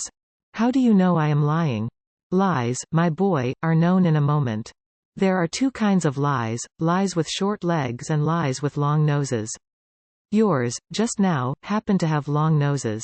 Pinocchio, not knowing where to hide his shame, tried to escape from the room, but his nose had become so long that he could not get it out of the door. Chapter 18. Pinocchio finds the fox and the cat again, and goes with them to sow the gold pieces in the Field of Wonders. Crying as if his heart would break, the marionette mourned for hours over the length of his nose. No matter how he tried, it would not go through the door. The fairy showed no pity toward him, as she was trying to teach him a good lesson, so that he would stop telling lies, the worst habit any boy may acquire. But when she saw him, pale with fright and with his eyes half out of his head from terror, she began to feel sorry for him and clapped her hands together. 1,000 woodpeckers flew in through the window and settled themselves on Pinocchio's nose. "How good you are, my fairy," said Pinocchio, drying his eyes, "and how much I love you."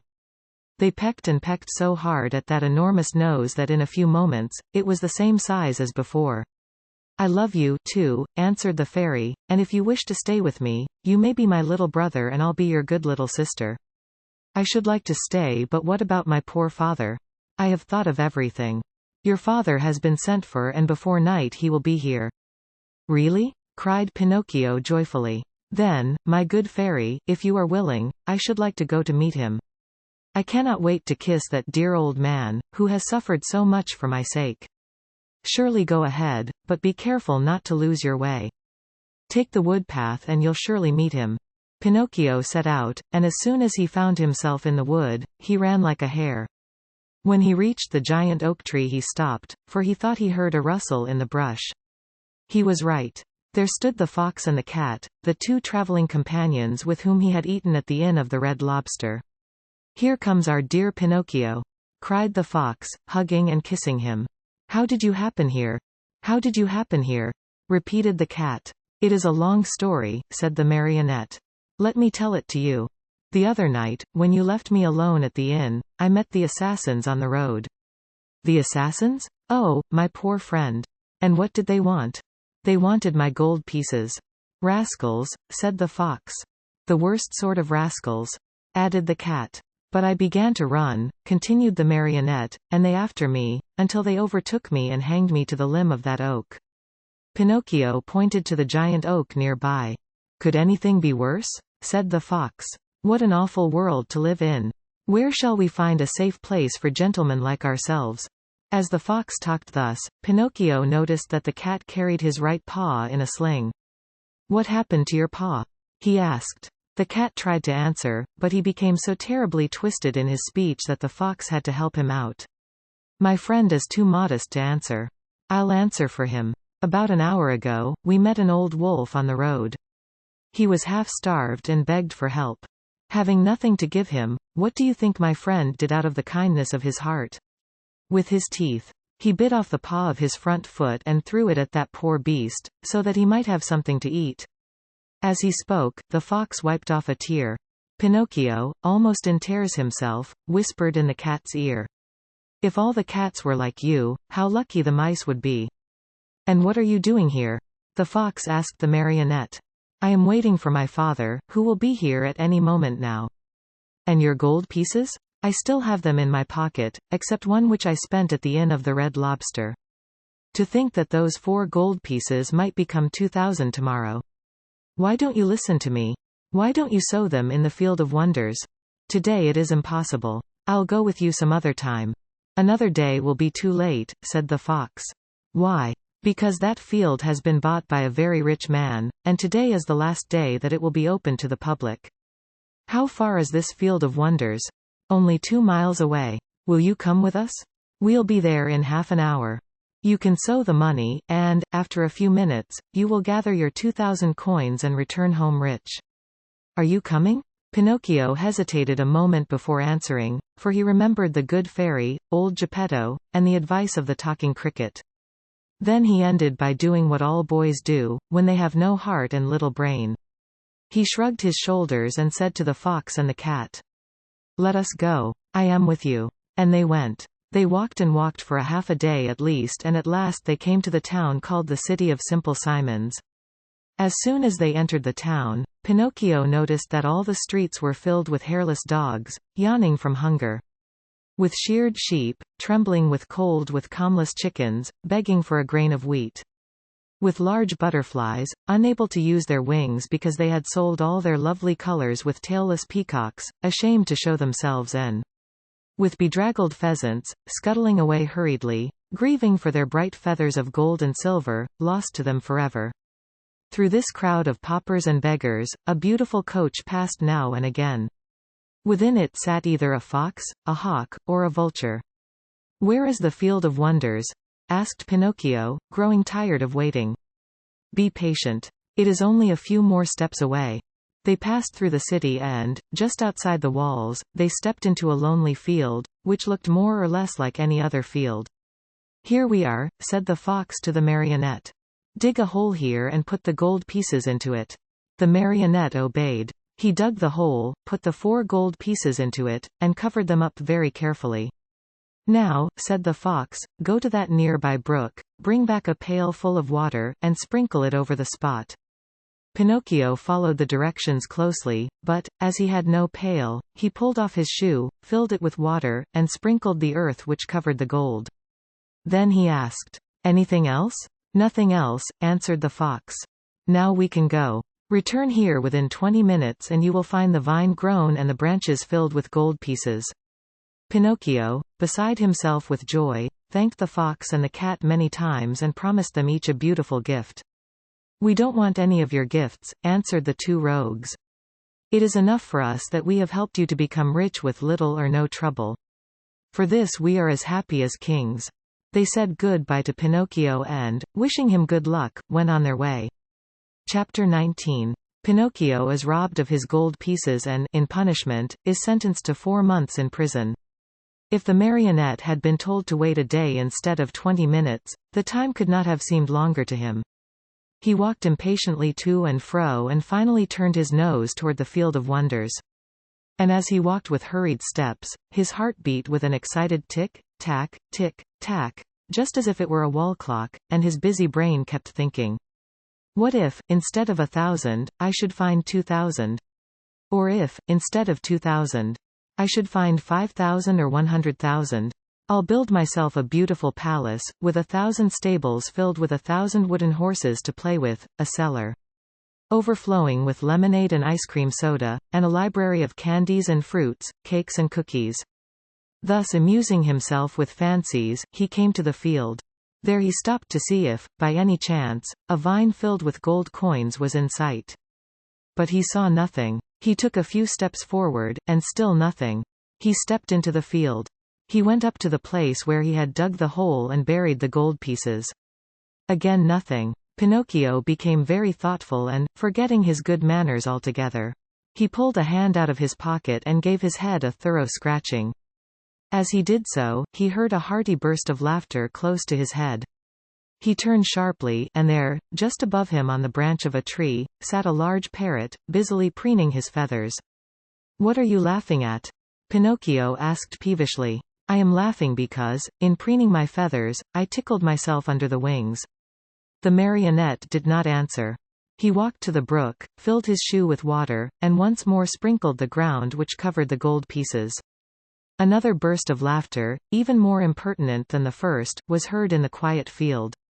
"Well," cried the marionette, angrily this time, "may I know, Mr. Parrot, what amuses you so?" "I am laughing at those simpletons who believe everything they hear and who allow themselves to be caught so easily in the traps set for them." "Do you, perhaps, mean me?" "I certainly do mean you, poor Pinocchio, you who are such a little silly as to believe that gold can be sown in a field just like beans or squash.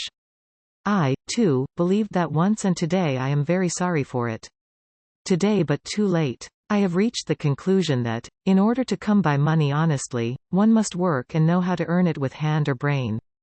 "I don't know what you are talking about," said the marionette, who was beginning to tremble with fear. "Too bad. I'll explain myself better," said the parrot. "While you were away in the city, the fox and the cat returned here in a great hurry. They took the 4 gold pieces which you have buried and ran away as fast as the wind.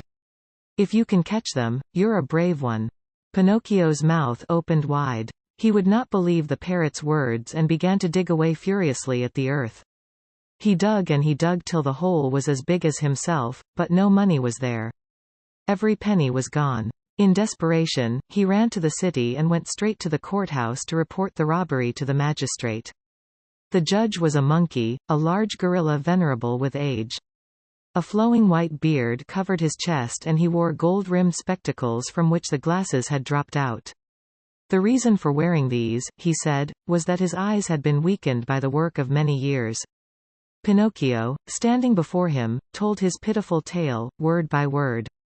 He gave the names and the descriptions of the robbers and begged for justice. The judge listened to him with great patience. A kind look shone in his eyes. He became very much interested in the story. He felt moved, he almost wept. When the marionette had no more to say, the judge put out his hand and rang a bell. At the sound, 2 large mastiffs appeared, dressed in carabineers' uniforms. Then the magistrate, pointing to Pinocchio, said in a very solemn voice, "This poor simpleton has been robbed of 4 gold pieces. Take him, therefore, and throw him into prison." The marionette, on hearing this sentence passed upon him, was thoroughly stunned. He tried to protest, but the 2 officers clapped their paws on his mouth and hustled him away to jail. There he had to remain for 4 long, weary months. And if it had not been for a very lucky chance, he probably would have had to stay there longer. For, my dear children, you must know that it happened just then that the young emperor who ruled over the city of Simple Simons had gained a great victory over his enemy, and in celebration thereof, he had ordered illuminations, fireworks, shows of all kinds, and, best of all, the opening of all prison doors. "If the others go, I go too," said Pinocchio to the jailer. "Not you," answered the jailer. "You are one of those." "I beg your pardon," interrupted Pinocchio, "I, too, am a thief." "In that case you also are free," said the jailer. Taking off his cap, he bowed low and opened the door of the prison, and Pinocchio ran out and away, with never a look backward. Chapter 20. Freed from prison, Pinocchio sets out to return to the fairy, but on the way he meets a serpent and later is caught in a trap. Fancy the happiness of Pinocchio on finding himself free. Without saying yes or no, he fled from the city and set out on the road that was to take him back to the house of the lovely fairy. It had rained for many days, and the road was so muddy that, at times, Pinocchio sank down almost to his knees. But he kept on bravely. Tormented by the wish to see his father and his fairy sister with azure hair, he raced like a greyhound. As he ran, he was splashed with mud even up to his cap. "How unhappy I have been," he said to himself. "And yet I deserve everything, for I am certainly very stubborn and stupid. I will always have my own way. I won't listen to those who love me and who have more brains than I. But from now on, I'll be different and I'll try to become a most obedient boy. I have found out, beyond any doubt whatever, that disobedient boys are certainly far from happy, and that, in the long run, they always lose out. I wonder if father is waiting for me. Will I find him at the fairy's house? It is so long, poor man, since I have seen him, and I do so want his love and his kisses." As he spoke, he stopped suddenly, frozen with terror. "And will the fairy ever forgive me for all I have done? She who has been so good to me and to whom I owe my life. Can there be a worse or more heartless boy than I am anywhere?" What was the matter? An immense serpent lay stretched across the road, a serpent with a bright green skin, fiery eyes which glowed and burned, and a pointed tail that smoked like a chimney. How frightened was poor Pinocchio! He ran back wildly for half a mile. And at last settled himself atop a heap of stones to wait for the serpent to go on his way and leave the road clear for him.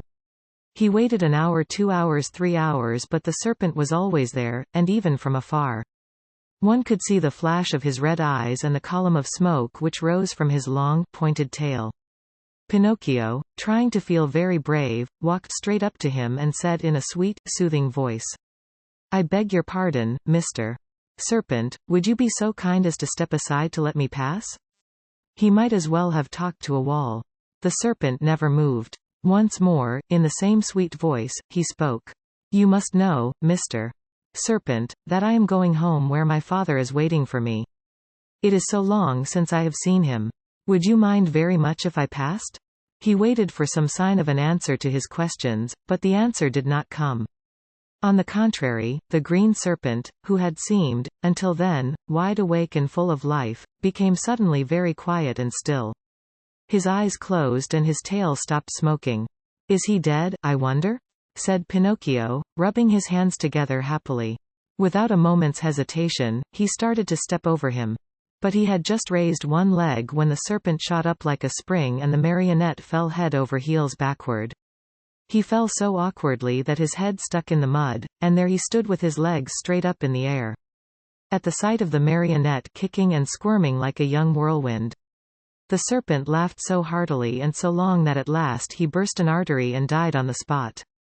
Pinocchio freed himself from his awkward position and once more began to run in order to reach the fairy's house before dark.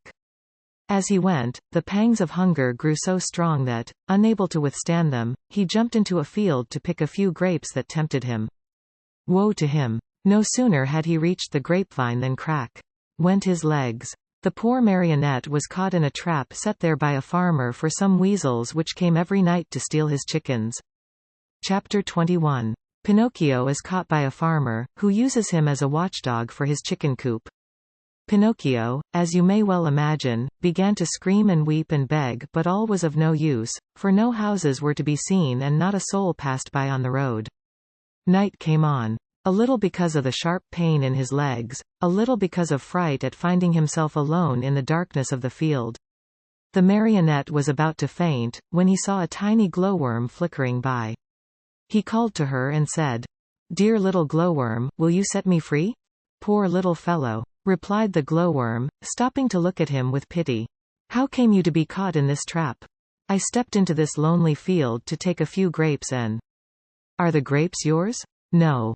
Who has taught you to take things that do not belong to you?" "I was hungry." "Hunger, my boy, is no reason for taking something which belongs to another." It's true," cried Pinocchio in tears. "I won't do it again." Just then, the conversation was interrupted by approaching footsteps. It was the owner of the field, who was coming on tiptoes to see if, by chance, he had caught the weasels which had been eating his chickens. Great was his surprise when, on holding up his lantern, he saw that, instead of a weasel, he had caught a boy. "Ah, you little thief!" said the farmer in an angry voice. "So you are the one who steals my chickens?" "Not I. No, no," cried Pinocchio, sobbing bitterly. "I came here only to take a very few grapes. He who steals grapes may very easily steal chickens also. Take my word for it, I'll give you a lesson that you'll remember for a long while." He opened the trap, grabbed the marionette by the collar, and carried him to the house as if he were a puppy. When he reached the yard in front of the house, he flung him to the ground, put a foot on his neck, and said to him roughly, "It is late now and it's time for bed. Tomorrow we'll settle matters. In the meantime, since my watchdog died today, you may take his place and guard my henhouse." No sooner said than done. He slipped a dog collar around Pinocchio's neck and tightened it so that it would not come off. A long iron chain was tied to the collar. The other end of the chain was nailed to the wall. "If tonight it should happen to rain," said the farmer, "you can sleep in that little doghouse nearby, where you will find plenty of straw for a soft bed. It has been Melampo's bed for 3 years, and it will be good enough for you. And if, by any chance, any thieves should come, be sure to bark." After this last warning, the farmer went into the house and closed the door and barred it. Poor Pinocchio huddled close to the doghouse more dead than alive from cold, hunger, and fright. Now and again he pulled and tugged at the collar which nearly choked him and cried out in a weak voice, "I deserve it. Yes, I deserve it. I have been nothing but a truant and a vagabond. I have never obeyed anyone and I have always done as I pleased. If I were only like so many others and had studied and worked and stayed with my poor old father, I should not find myself here now, in this field and in the darkness, taking the place of a farmer's watchdog. Oh, if I could start all over again.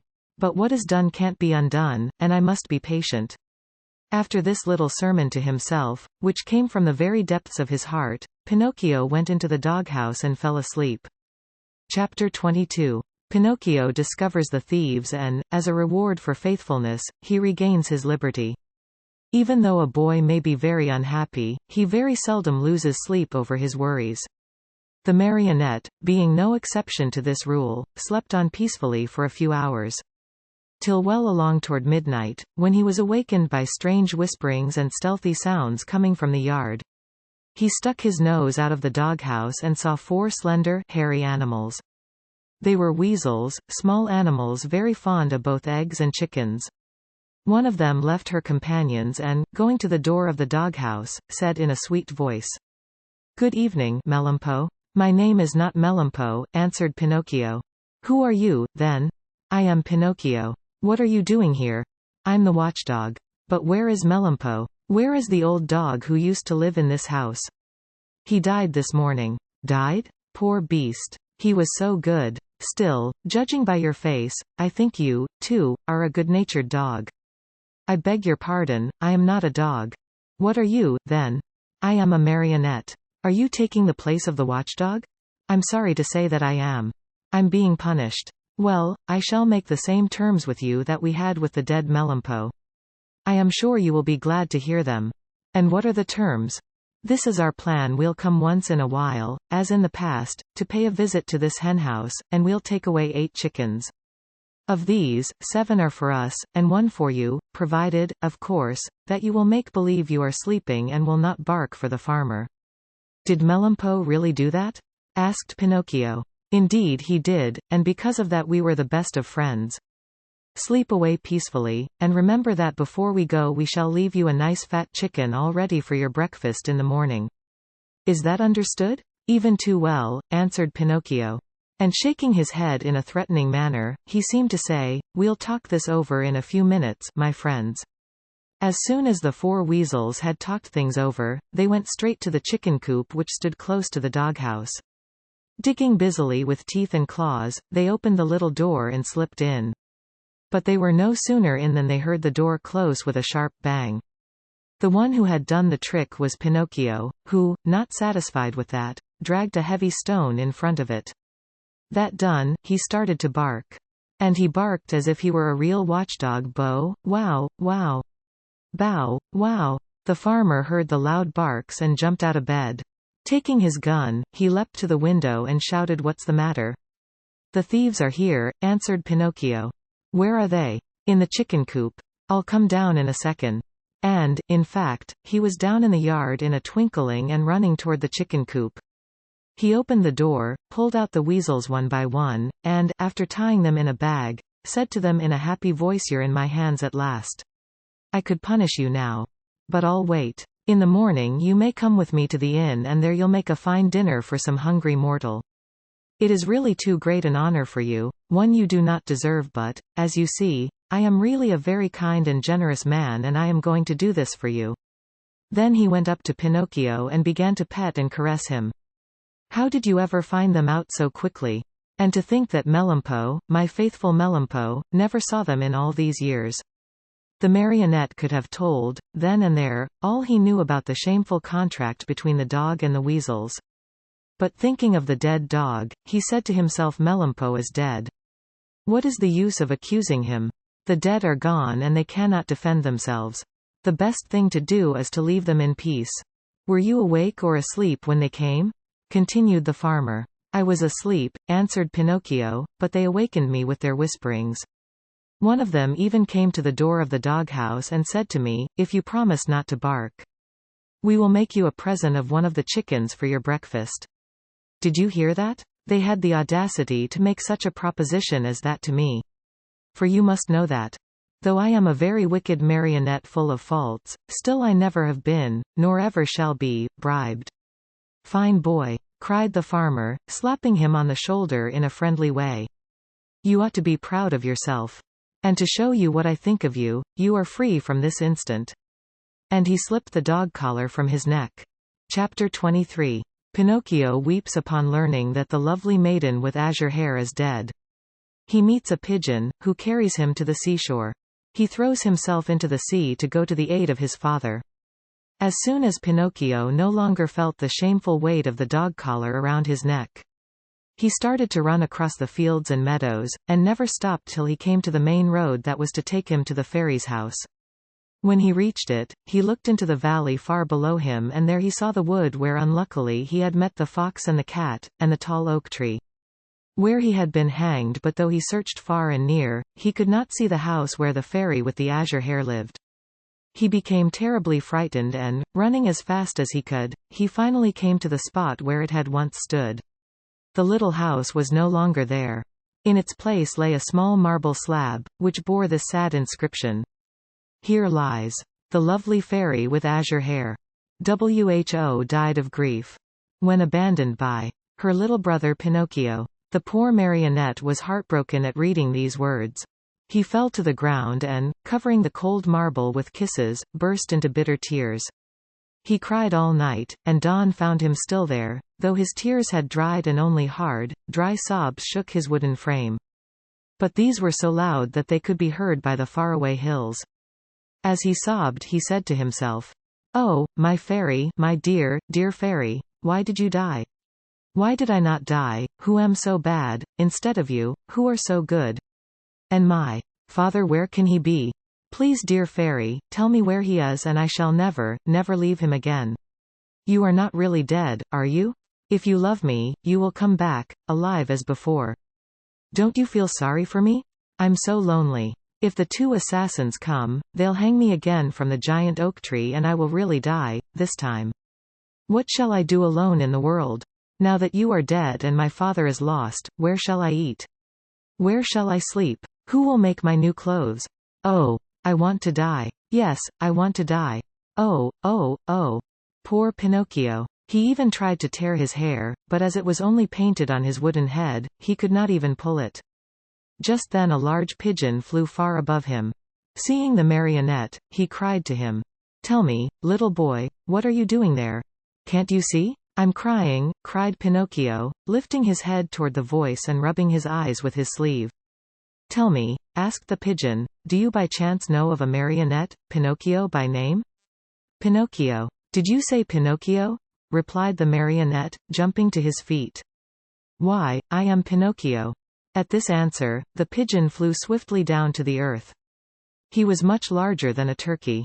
"Then you know Geppetto also?" "Do I know him? He's my father, my poor, dear father. Has he, perhaps, spoken to you of me? Will you take me to him? Is he still alive? Answer me, please. Is he still alive? I left him 3 days ago on the shore of a large sea." "What was he doing?" "He was building a little boat with which to cross the ocean. For the last 4 months, that poor man has been wandering around Europe, looking for you. Not having found you yet, he has made up his mind to look for you in the New World, far across the ocean." "How far is it from here to the shore?" asked Pinocchio anxiously. "More than 50 miles. 50 miles? Oh, dear pigeon, how I wish I had your wings. If you want to come, I'll take you with me." "How?" "Astride my back." "Are you very heavy?" "Heavy? Not at all. I'm only a feather." "Very well." Saying nothing more, Pinocchio jumped on the pigeon's back and, as he settled himself, he cried out gaily, gallop on, my pretty steed. I'm in a great hurry." The pigeon flew away, and in a few minutes he had reached the clouds. The marionette looked to see what was below them. His head swam and he was so frightened that he clutched wildly at the pigeon's neck to keep himself from falling. They flew all day. Toward evening the pigeon said, "I'm very thirsty. And I'm very hungry," said Pinocchio. "Let us stop a few minutes at that pigeon coop down there. Then we can go on and be at the seashore in the morning." They went into the empty co-op and there they found nothing but a bowl of water and a small basket filled with chickpeas. The marionette had always hated chickpeas. According to him, they had always made him sick, but that night he ate them with a relish. As he finished them, he turned to the pigeon and said, "I never should have thought that chickpeas could be so good." "You must remember, my boy," answered the pigeon, "that hunger is the best sauce." After resting a few minutes longer, they set out again. The next morning they were at the seashore. Pinocchio jumped off the pigeon's back, and the pigeon, not wanting any thanks for a kind deed, flew away swiftly and disappeared. The shore was full of people, shrieking and tearing their hair as they looked toward the sea. "What has happened?" asked Pinocchio of a little old woman. "A poor old father lost his only son some time ago, and today he built a tiny boat for himself in order to go in search of him across the ocean. The water is very rough and we're afraid he will be drowned." "Where is the little boat?" "There. Straight down there," answered the little old woman, pointing to a tiny shadow, no bigger than a nutshell, floating on the sea. Pinocchio looked closely for a few minutes and then gave a sharp cry. "It's my father! It's my father!" Meanwhile, the little boat, tossed about by the angry waters, appeared and disappeared in the waves. And Pinocchio, standing on a high rock, tired out with searching, waved to him with hand and cap and even with his nose. It looked as if Geppetto, though far away from the shore, recognized his son, for he took off his cap and waved also. He seemed to be trying to make everyone understand that he would come back if he were able, but the sea was so heavy that he could do nothing with his oars. Suddenly a huge wave came and the boat disappeared. They waited and waited for it, but it was gone. "Poor man," said the fisher folk on the shore, whispering a prayer as they turned to go home. Just then a desperate cry was heard. Turning around, the fisher folk saw Pinocchio dive into the sea and heard him cry out, "I'll save him. I'll save my father." The marionette, being made of wood, floated easily along and swam like a fish in the rough water. Now and again he disappeared only to reappear once more. In a twinkling, he was far away from land. At last he was completely lost to view. "Poor boy," cried the fisher folk on the shore, and again they mumbled a few prayers, as they returned home. Chapter 24. Pinocchio reaches the island of the busy bees and finds the fairy once more. Pinocchio, spurred on by the hope of finding his father and a being in time to save him, swam all night long. And what a horrible night it was! It poured rain, it hailed, it thundered, and the lightning was so bright that it turned the night into day. At dawn, he saw, not far away from him, a long stretch of sand. It was an island in the middle of the sea. Pinocchio tried his best to get there, but he couldn't. The waves played with him and tossed him about as if he were a twig or a bit of straw. At last, and luckily for him, a tremendous wave tossed him to the very spot where he wanted to be. The blow from the wave was so strong that, as he fell to the ground, his joints cracked and almost broke. But, nothing daunted, he jumped to his feet and cried, "Once more I have escaped with my life." Little by little the sky cleared. The sun came out in full splendor and the sea became as calm as a lake. Then the marionette took off his clothes and laid them on the sand to dry. He looked over the waters to see whether he might catch sight of a boat with a little man in it. He searched and he searched, but he saw nothing except sea and sky and far away a few sails, so small that they might have been birds. "If only I knew the name of this island," he said to himself. "If I even knew what kind of people I would find here. But whom shall I ask? There is no one here." The idea of finding himself in so lonesome a spot made him so sad that he was about to cry. But just then he saw a big fish swimming nearby, with his head far out of the water. Not knowing what to call him, the marionette said to him, "Hey there, Mr. Fish, may I have a word with you?" "Even two, if you want," answered the fish, who happened to be a very polite dolphin. "Will you please tell me if, on this island, there are places where one may eat without necessarily being eaten?" "Surely, there are," answered the dolphin. "In fact you'll find one not far from this spot."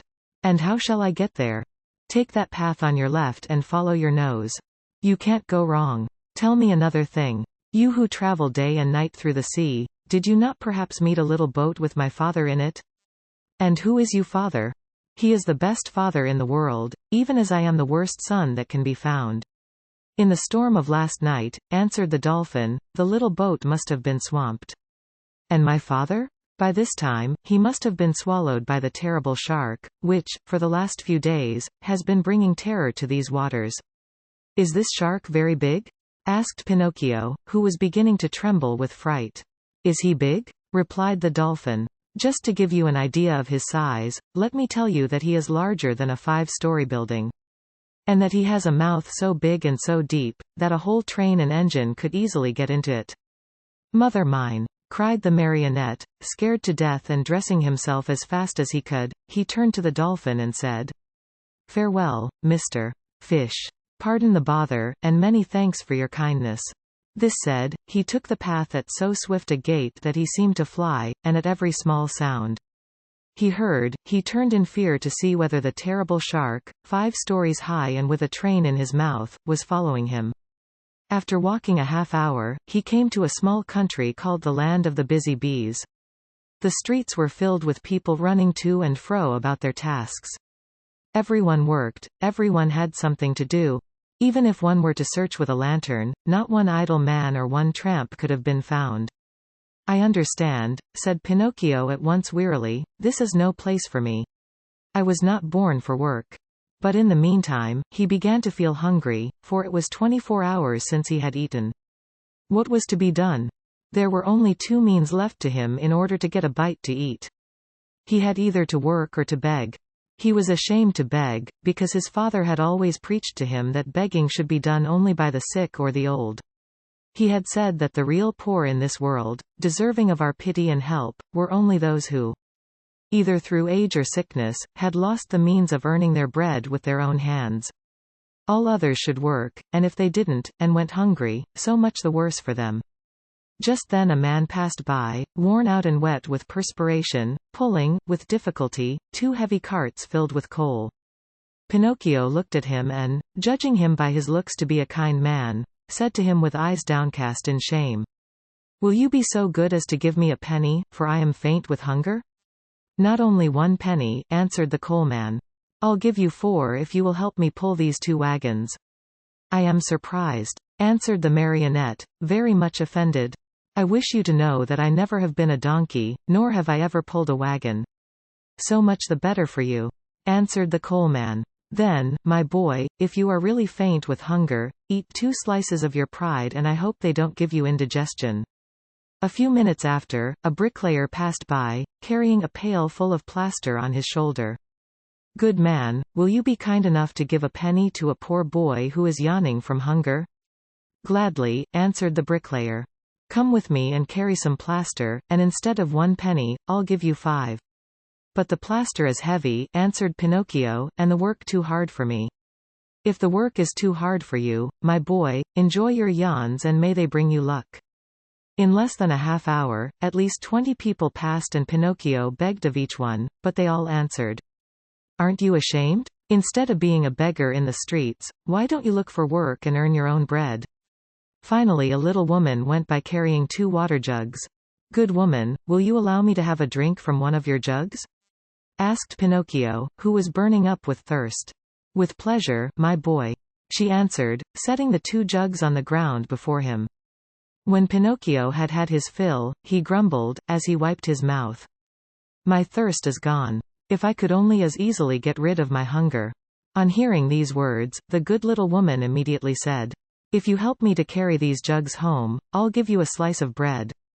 Pinocchio looked at the jug and said neither yes nor no.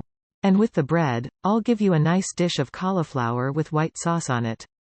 Pinocchio gave the jug another look and said neither yes nor no. "And after the cauliflower, some cake and jam."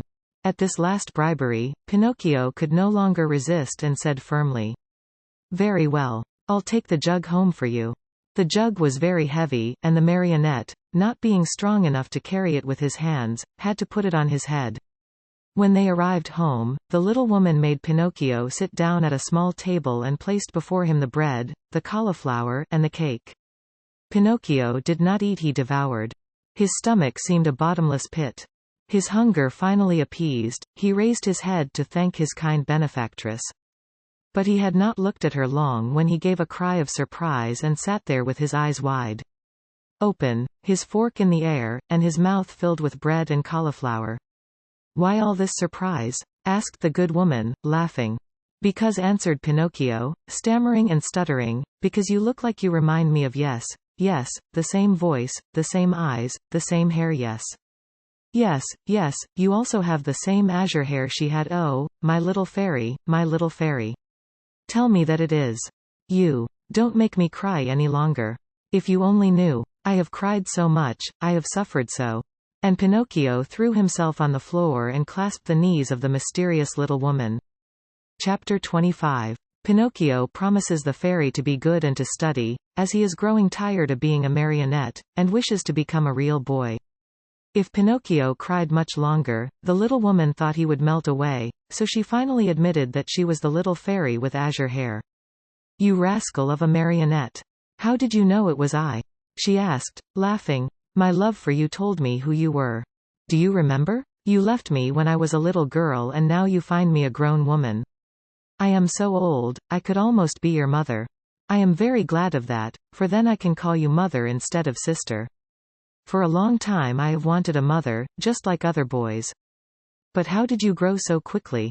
That's a secret. Tell it to me. I also want to grow a little. Look at me. I have never grown higher than a penny's worth of cheese." "But you can't grow," answered the fairy. "Why not?" "Because marionettes never grow. They are born marionettes, they live marionettes, and they die marionettes." "Oh, I'm tired of always being a marionette," cried Pinocchio disgustedly. "It's about time for me to grow into a man as everyone else does." "And you will if you deserve it." "Really? What can I do to deserve it? It's a very simple matter. Try to act like a well-behaved child. Don't you think I do? Far from it. Good boys are obedient, and you, on the contrary. And I never obey. Good boys love study and work, but you. And I, on the contrary, am a lazy fellow and a tramp all year round. Good boys always tell the truth. And I always tell lies. Good boys go gladly to school. And I get sick if I go to school. From now on I'll be different. Do you promise? I promise. I want to become a good boy and be a comfort to my father.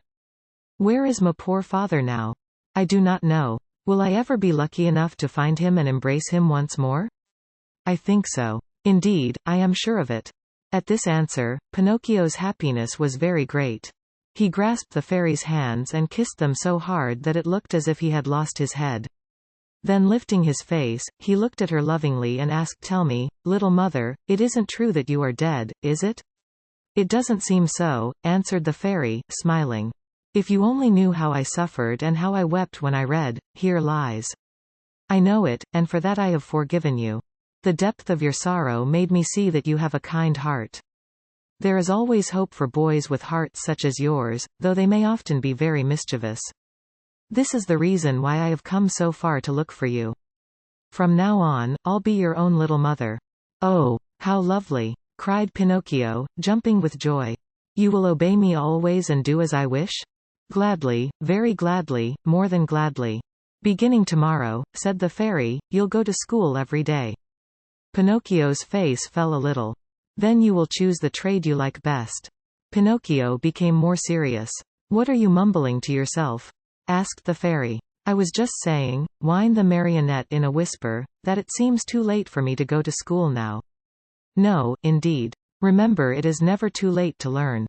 But I don't want either trade or profession." "Why?" "Because work wearies me." "My dear boy," said the fairy, "people who speak as you do usually end their days either in a prison or in a hospital. A man, remember, whether rich or poor, should do something in this world. No one can find happiness without work. Woe betide the lazy fellow. Laziness is a serious illness and one must cure it immediately, yes, even from early childhood. If not, it will kill you in the end." These words touched Pinocchio's heart.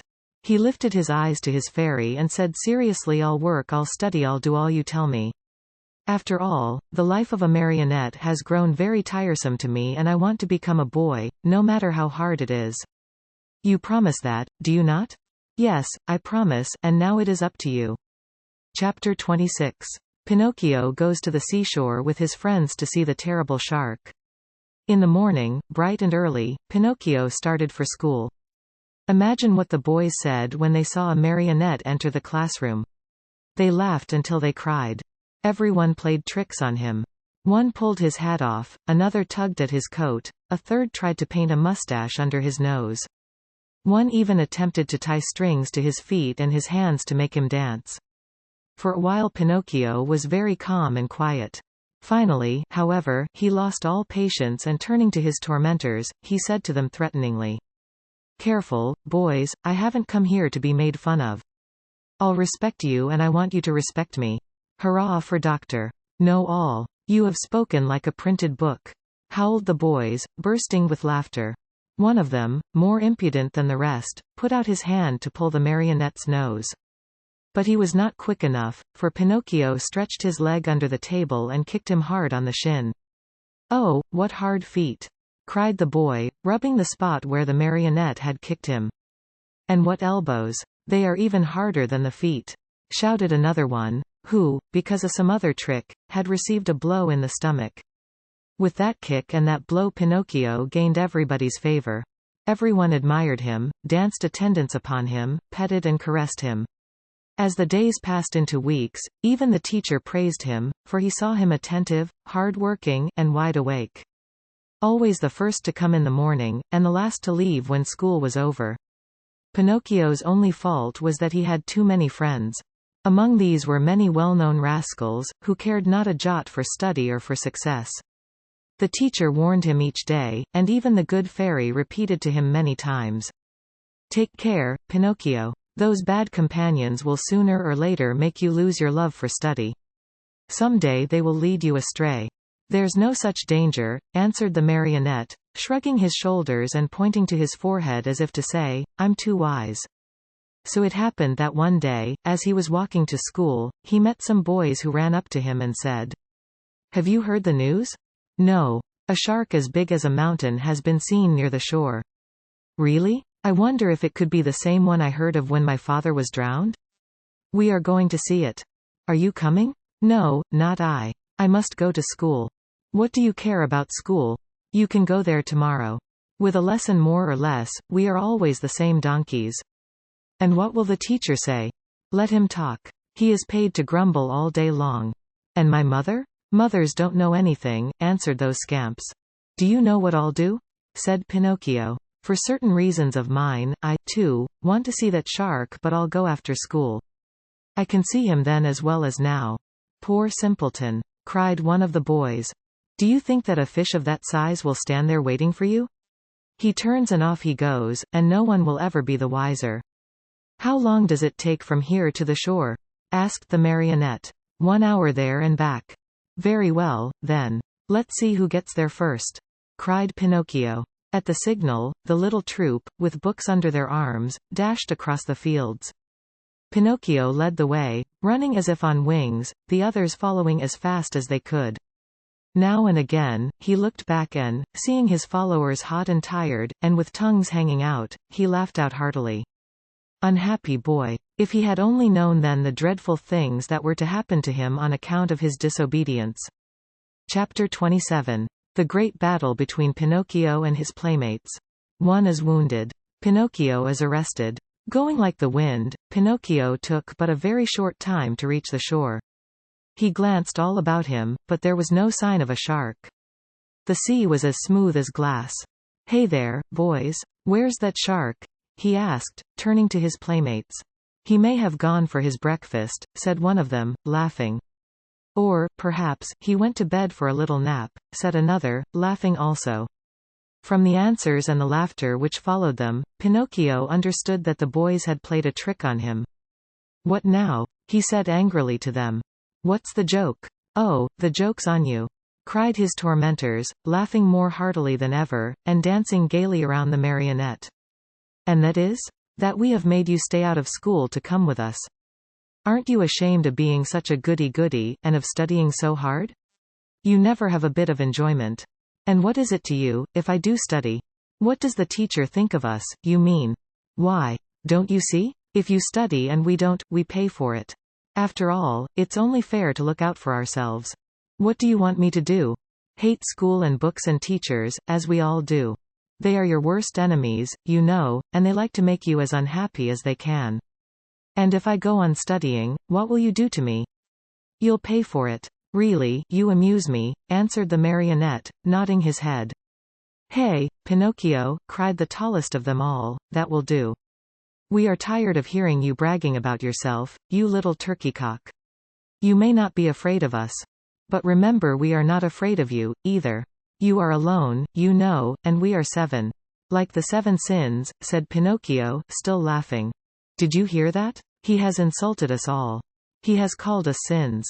Pinocchio, apologize for that, or look out." "Cuck-oo," said the marionette, mocking them with his thumb to his nose. "You'll be sorry. Cuck-oo. We'll whip you soundly. Cuck-oo. You'll go home with a broken nose. Cuck-oo. Very well, then. Take that, and keep it for your supper," called out the boldest of his tormentors. And with the words, he gave Pinocchio a terrible blow on the head. Pinocchio answered with another blow, and that was the signal for the beginning of the fray. In a few moments, the fight raged hot and heavy on both sides. Pinocchio, although alone, defended himself bravely. With those 2 wooden feet of his, he worked so fast that his opponents kept at a respectful distance. Wherever they landed, they left their painful mark and the boys could only run away and howl. Enraged at not being able to fight the marionette at close quarters, they started to throw all kinds of books at him.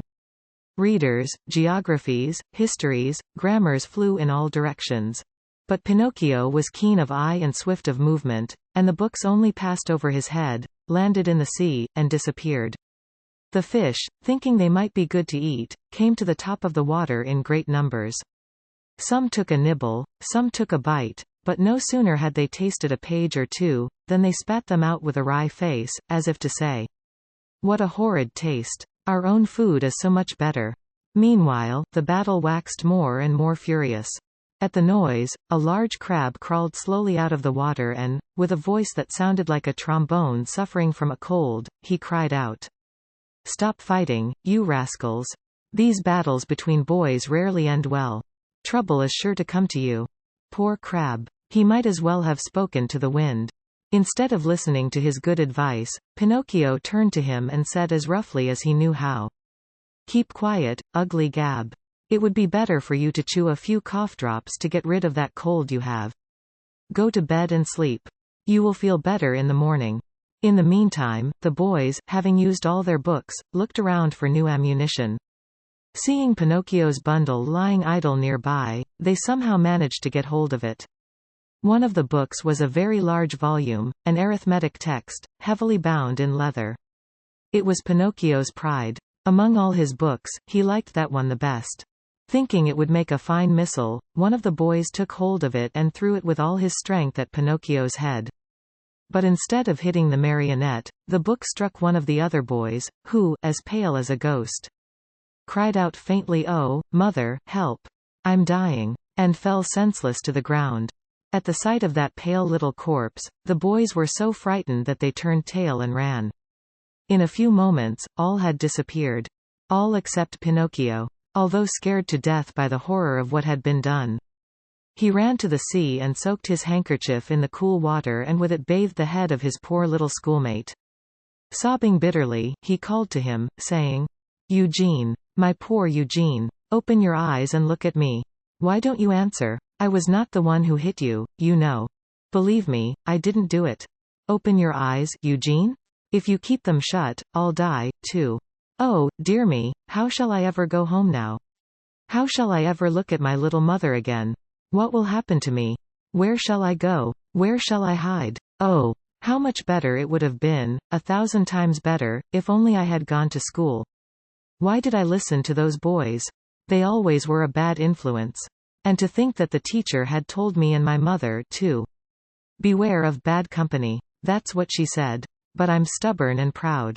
Pinocchio went on crying and moaning and beating his head. Again and again he called to his little friend, when suddenly he heard heavy steps approaching. "I listen, but always I do as I wish. And then I pay. I've never had a moment's peace since I've been born. Oh, dear, what will become of me? What will become of me?" He looked up and saw 2 tall carabineers near him. "What are you doing stretched out on the ground?" they asked Pinocchio. "I'm helping this schoolfellow of mine." "Has he fainted?" "I should say so," said one of the carabineers, bending to look at Eugene. "This boy has been wounded on the temple." "Who has hurt him?" "Not I," stammered the marionette, who had hardly a breath left in his whole body. "If it wasn't you, who was it, then?" "Not I," repeated Pinocchio. "And with what was he wounded?" "With this book," and the marionette picked up the arithmetic text to show it to the officer. "And whose book is this?" "Mine." "Enough. Not another word. Get up as quickly as you can and come along with us." "But I." "Come with us." "But I am innocent." "Come with us." Before starting out, the officers called out to several fishermen passing by in a boat and said to them, "Take care of this little fellow who has been hurt. Take him home and bind his wounds. Tomorrow we'll come after him." They then took hold of Pinocchio and, putting him between them, said to him in a rough voice, "March. And go quickly, or it will be the worse for you." They did not have to repeat their words. The marionette walked swiftly along the road to the village. But the poor fellow hardly knew what he was about. He thought he had a nightmare. He felt ill. His eyes saw everything double, his legs trembled, his tongue was dry, and, try as he might, he could not utter a single word. Yet, in spite of this numbness of feeling, he suffered keenly at the thought of passing under the windows of his good little fairy's house. What would she say on seeing him between 2 carabineers?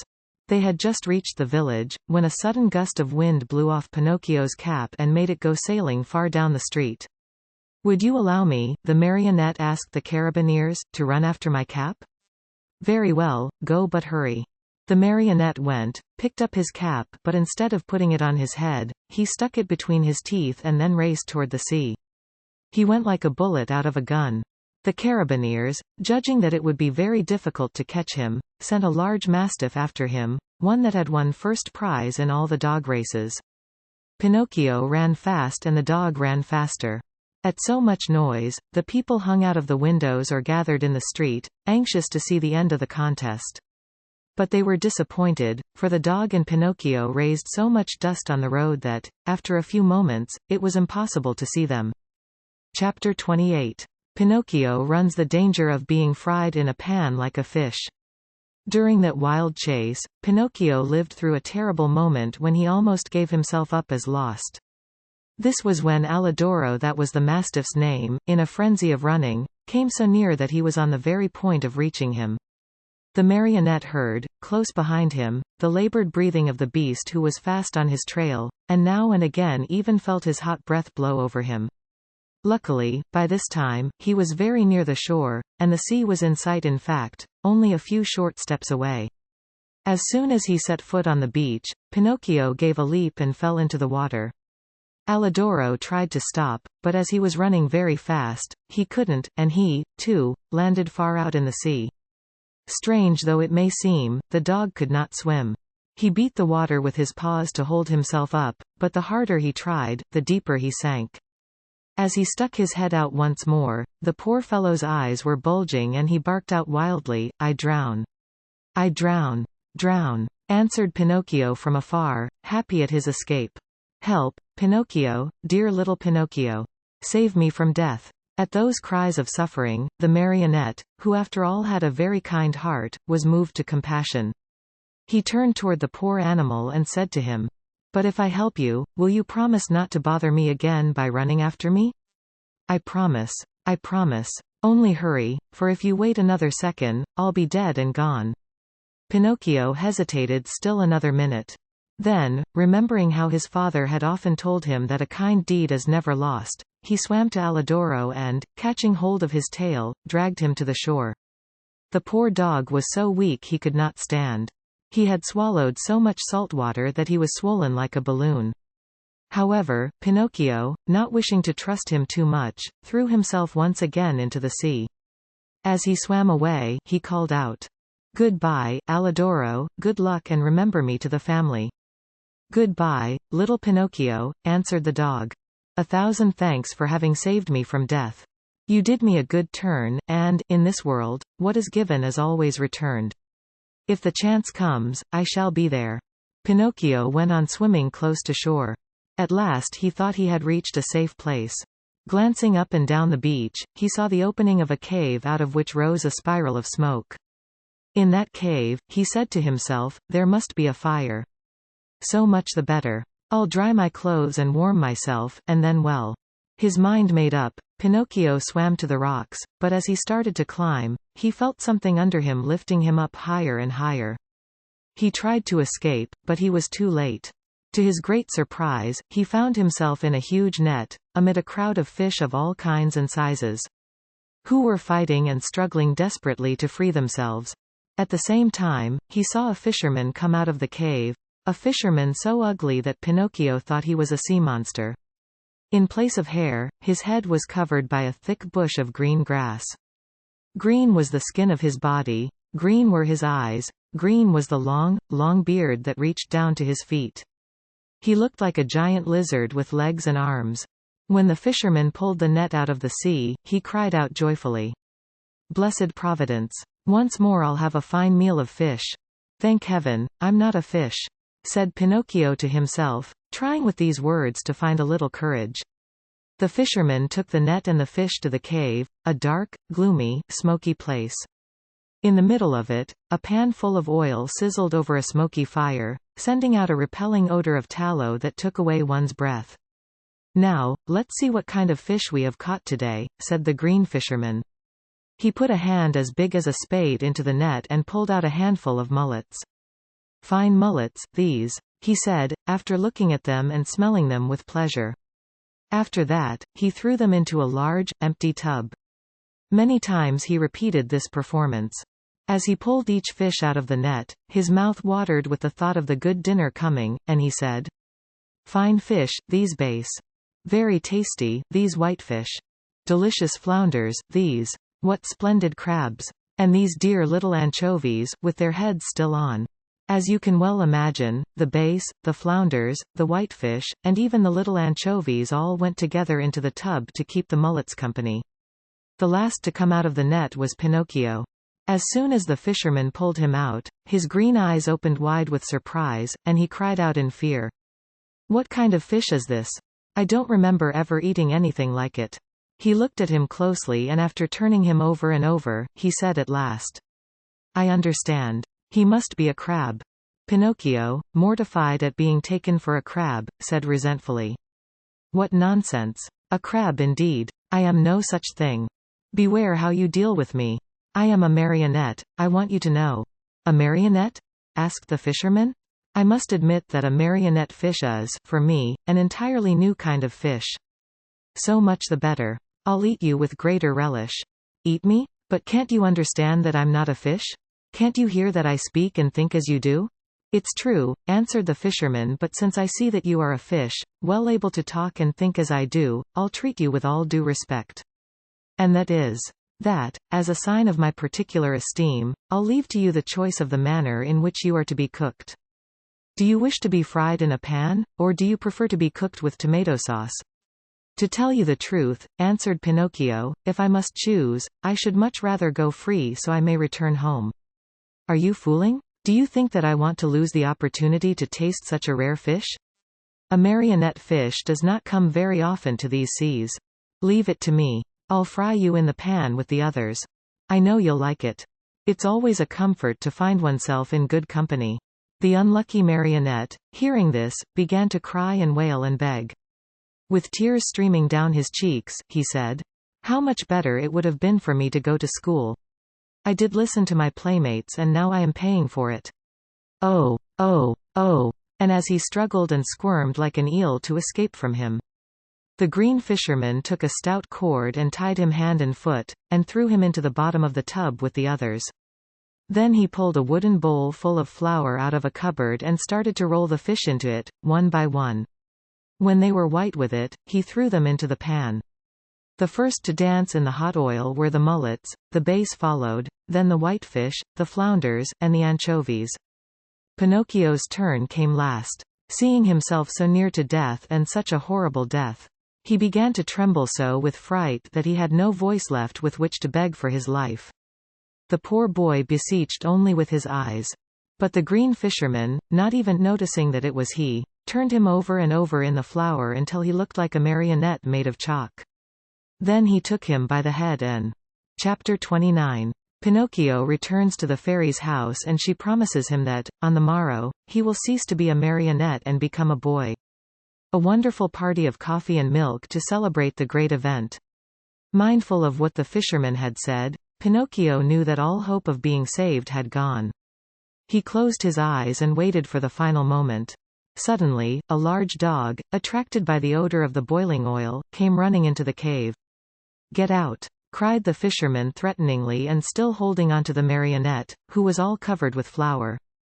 But the poor dog was very hungry, and whining and wagging his tail, he tried to say, "Give me a bite of the fish and I'll go in peace." "Get out, I say," repeated the fisherman. And he drew back his foot to give the dog a kick. Then the dog, who, being really hungry, would take no refusal, turned in a rage toward the fisherman and bared his terrible fangs. And at that moment, a pitiful little voice was heard saying, "Save me, Alidoro, if you don't, I fry." The dog immediately recognized Pinocchio's voice. Great was his surprise to find that the voice came from the little flour-covered bundle that the fisherman held in his hand. Then what did he do? With one great leap, he grasped that bundle in his mouth and, holding it lightly between his teeth, ran through the door and disappeared like a flash. The fisherman, angry at seeing his meal snatched from under his nose, ran after the dog, but a bad fit of coughing made him stop and turn back. Meanwhile, Alidoro, as soon as he had found the road which led to the village, stopped and dropped Pinocchio softly to the ground. "How much I do thank you," said the marionette. "It is not necessary," answered the dog. "You saved me once, and what is given is always returned. We are in this world to help one another. But how did you get in that cave?" "I was lying here on the sand more dead than alive, when an appetizing odor of fried fish came to me. That odor tickled my hunger and I followed it. Oh, if I had come a moment later." "Don't speak about it," wailed Pinocchio, still trembling with fright. "Don't say a word. If you had come a moment later, I would be fried, eaten, and digested by this time. Brr. I shiver at the mere thought of it." Alidoro laughingly held out his paw to the marionette, who shook it heartily, feeling that now he and the dog were good friends. Then they bid each other good-bye and the dog went home. Pinocchio, left alone, walked toward a little hut nearby, where an old man sat at the door sunning himself, and asked, "Tell me, good man, have you heard anything of a poor boy with a wounded head, whose name was Eugene? The boy was brought to this hut and now he is dead?" Pinocchio interrupted sorrowfully. "No, he is now alive and he has already returned home." "Really? Really?" cried the marionette, jumping around with joy. "Then the wound was not serious?" "But it might have been and even mortal," answered the old man, for a heavy book was thrown at his head. "And who threw it?" "A schoolmate of his, a certain Pinocchio." "And who is this Pinocchio?" asked the marionette, feigning ignorance. "They say he is a mischief-maker, a tramp, a street urchin." "Calumnies. All calumnies. Do you know this Pinocchio?" "By sight," answered the marionette. "And what do you think of him?" asked the old man. "I think he's a very good boy, fond of study, obedient, kind to his father, and to his whole family."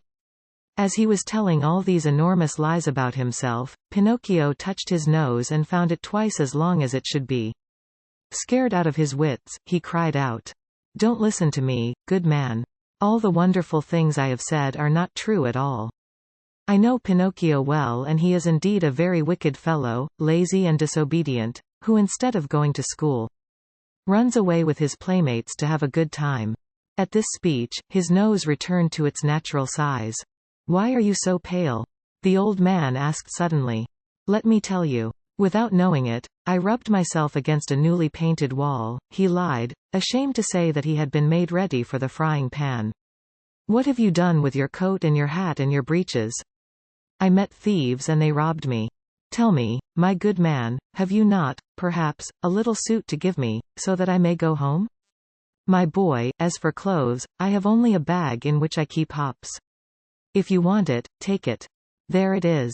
Pinocchio did not wait for him to repeat his words. He took the bag, which happened to be empty, and after cutting a big hole at the top and two at the sides, he slipped into it as if it were a shirt. Lightly clad as he was, he started out toward the village. Along the way he felt very uneasy. In fact, he was so unhappy that he went along taking 2 steps forward and 1 back, and as he went he said to himself, "How shall I ever face my good little fairy? What will she say when she sees me? Will she forgive this last trick of mine? I am sure she won't. Oh, no, she won't. And I deserve it, as usual. For I am a rascal, fine on promises which I never keep." He came to the village late at night. It was so dark he could see nothing and it was raining pitchforks. Pinocchio went straight to the fairy's house, firmly resolved to knock at the door. When he found himself there, he lost courage and ran back a few steps. A second time he came to the door and again he ran back. A third time he repeated his performance. The fourth time, before he had time to lose his courage, he grasped the knocker and made a faint sound with it. He waited and waited and waited. Finally, after a full half-hour, a top-floor window the house had 4 stories opened and Pinocchio saw a large snail look out. A tiny light glowed on top of her head. "Who knocks at this late hour?" she called. "Is the fairy home?" asked the marionette. "The fairy is asleep and does not wish to be disturbed." "Who are you?" "It is I." "Who's I?" "Pinocchio." "Who is Pinocchio?" "The marionette, the one who lives in the fairy's house." "Oh, I understand," said the snail. "Wait for me there. I'll come down to open the door for you. Hurry, I beg of you, for I am dying of cold." "My boy, I am a snail and snails are never in a hurry." An hour passed, 2 hours and the door was still closed. Pinocchio, who was trembling with fear and shivering from the cold rain on his back, knocked a second time, this time louder than before. At that second knock, a window on the third floor opened and the same snail looked out. "Dear little snail," cried Pinocchio from the street. "I have been waiting 2 hours for you. And 2 hours on a dreadful night like this are as long as 2 years. Hurry, please?" "My boy," answered the snail in a calm, peaceful voice, "my dear boy, I am a snail and snails are never in a hurry." And the window closed. A few minutes later midnight struck, then 1 o'clock, 2 o'clock. And the door still remained closed. Then Pinocchio, losing all patience, grabbed the knocker with both hands, fully determined to awaken the whole house and street with it. As soon as he touched the knocker, however, it became an eel and wiggled away into the darkness. "Really?" cried Pinocchio, blind with rage. "If the knocker is gone, I can still use my feet." He stepped back and gave the door a most solemn kick. He kicked so hard that his foot went straight through the door and his leg followed almost to the knee. No matter how he pulled and tugged, he could not pull it out. There he stayed as if nailed to the door. Poor Pinocchio. The rest of the night he had to spend with one foot through the door and the other one in the air. As dawn was breaking, the door finally opened. That brave little animal, the snail, had taken exactly 9 hours to go from the 4th floor to the street. How she must have raced. "What are you doing with your foot through the door?" she asked the marionette, laughing. "It was a misfortune. Won't you try, pretty little snail, to free me from this terrible torture?" "My boy, we need a carpenter here and I have never been one. Ask the fairy to help me. The fairy is asleep and does not want to be disturbed. But what do you want me to do, nailed to the door like this? Enjoy yourself counting the ants which are passing by. Bring me something to eat, at least, for I am faint with hunger." Immediately. In fact, after 3 hours and a half, Pinocchio saw her return with a silver tray on her head. On the tray there was bread, roast chicken, fruit. "Here is the breakfast the fairy sends to you," said the snail. At the sight of all these good things, the marionette felt much better. What was his disgust, however, when on tasting the food, he found the bread to be made of chalk, the chicken of cardboard, and the brilliant fruit of colored alabaster. He wanted to cry, he wanted to give himself up to despair, he wanted to throw away the tray and all that was on it. Instead, either from pain or weakness, he fell to the floor in a dead faint. When he regained his senses, he found himself stretched out on a sofa and the fairy was seated near him. "This time also I forgive you," said the fairy to him. "But be careful not to get into mischief again." Pinocchio promised to study and to behave himself. And he kept his word for the remainder of the year.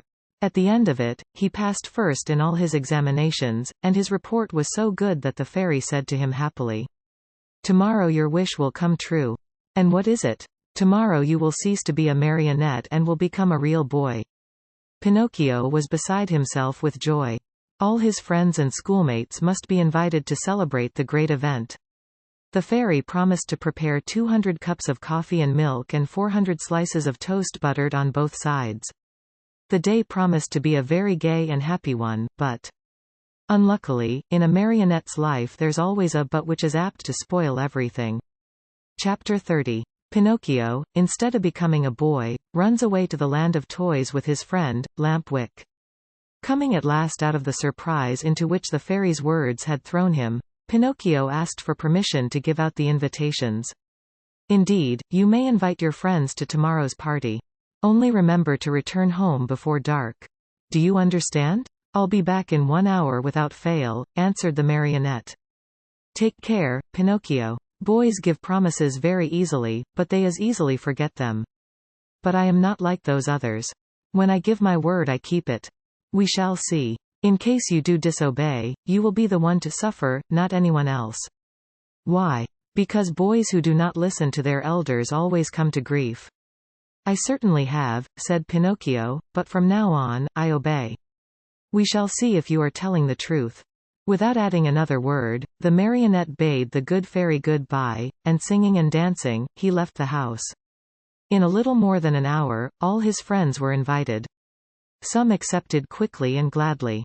Others had to be coaxed, but when they heard that the toast was to be buttered on both sides, They all ended by accepting the invitation with the words, "We'll come to please you." Now it must be known that, among all his friends, Pinocchio had one whom he loved most of all. The boy's real name was Romeo, but everyone called him Lampwick, for he was long and thin and had a woebegone look about him. Lampwick was the laziest boy in the school and the biggest mischief-maker, but Pinocchio loved him dearly. That day, he went straight to his friend's house to invite him to the party, but Lampwick was not at home. He went a second time, and again a third, but still without success. Where could he be? Pinocchio searched here and there and everywhere, and finally discovered him hiding near a farmer's wagon. "What are you doing there?" asked Pinocchio, running up to him. "I am waiting for midnight to strike to go." "Where?" "Far, far away. And I have gone to your house 3 times to look for you." "What did you want from me? Haven't you heard the news? Don't you know what good luck is mine?" "What is it?" "Tomorrow I end my days as a marionette and become a boy, like you and all my other friends." "May it bring you luck. Shall I see you at my party tomorrow?" "But I'm telling you that I go tonight." "At what time?" "At midnight." "And where are you going?" "To a real country, the best in the world, a wonderful place." "What is it called?" "It is called the Land of Toys." "Why don't you come, too?" "I? Oh, no. You are making a big mistake, Pinocchio. Believe me, if you don't come, you'll be sorry. Where can you find a place that will agree better with you and me? No schools, no teachers, no books. In that blessed place there is no such thing as study. Here, it is only on Saturdays that we have no school. In the Land of Toys, every day, except Sunday, is a Saturday. Vacation begins on the 1st of January and ends on the last day of December. That is the place for me. All countries should be like it. How happy we should all be. But how does one spend the day in the Land of Toys? Days are spent in play and enjoyment from morn till night. At night one goes to bed, and next morning, the good times begin all over again. What do you think of it?" Said Pinocchio, nodding his wooden head, as if to say, "It's the kind of life which would agree with me perfectly." "Do you want to go with me, then? Yes or no? You must make up your mind." "No, no, and again no. I have promised my kind fairy to become a good boy, and I want to keep my word. Just see, the sun is setting and I must leave you and run. Goodbye and good luck to you." "Where are you going in such a hurry?" "Home. My good fairy wants me to return home before night." "Wait 2 minutes more. It's too late." "Only 2 minutes. And if the fairy scolds me?" "Let her scold. After she gets tired, she will stop," said Lampwick. "Are you going alone or with others?" "Alone? There will be more than 100 of us." "Will you walk?" "At midnight the wagon passes here that is to take us within the boundaries of that marvelous country." "How I wish midnight would strike." "Why?" "To see you all set out together. Stay here a while longer and you will see us." "No, no. I want to return home." "Wait 2 more minutes. I have waited too long as it is. The fairy will be worried." "Poor fairy. Is she afraid the bats will eat you up?" "Listen, Lampwick," said the marionette, "are you really sure that there are no schools in the Land of Toys? Not even the shadow of one? Not even one teacher?" "Not one. And one does not have to study?" "Never, never, never."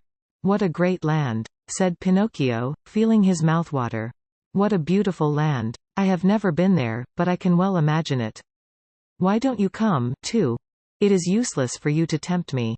I told you I promised my good fairy to behave myself, and I am going to keep my word.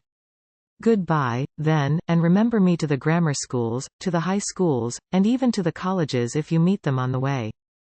Goodbye, Lampwick. Have a pleasant trip, enjoy yourself, and remember your friends once in a while."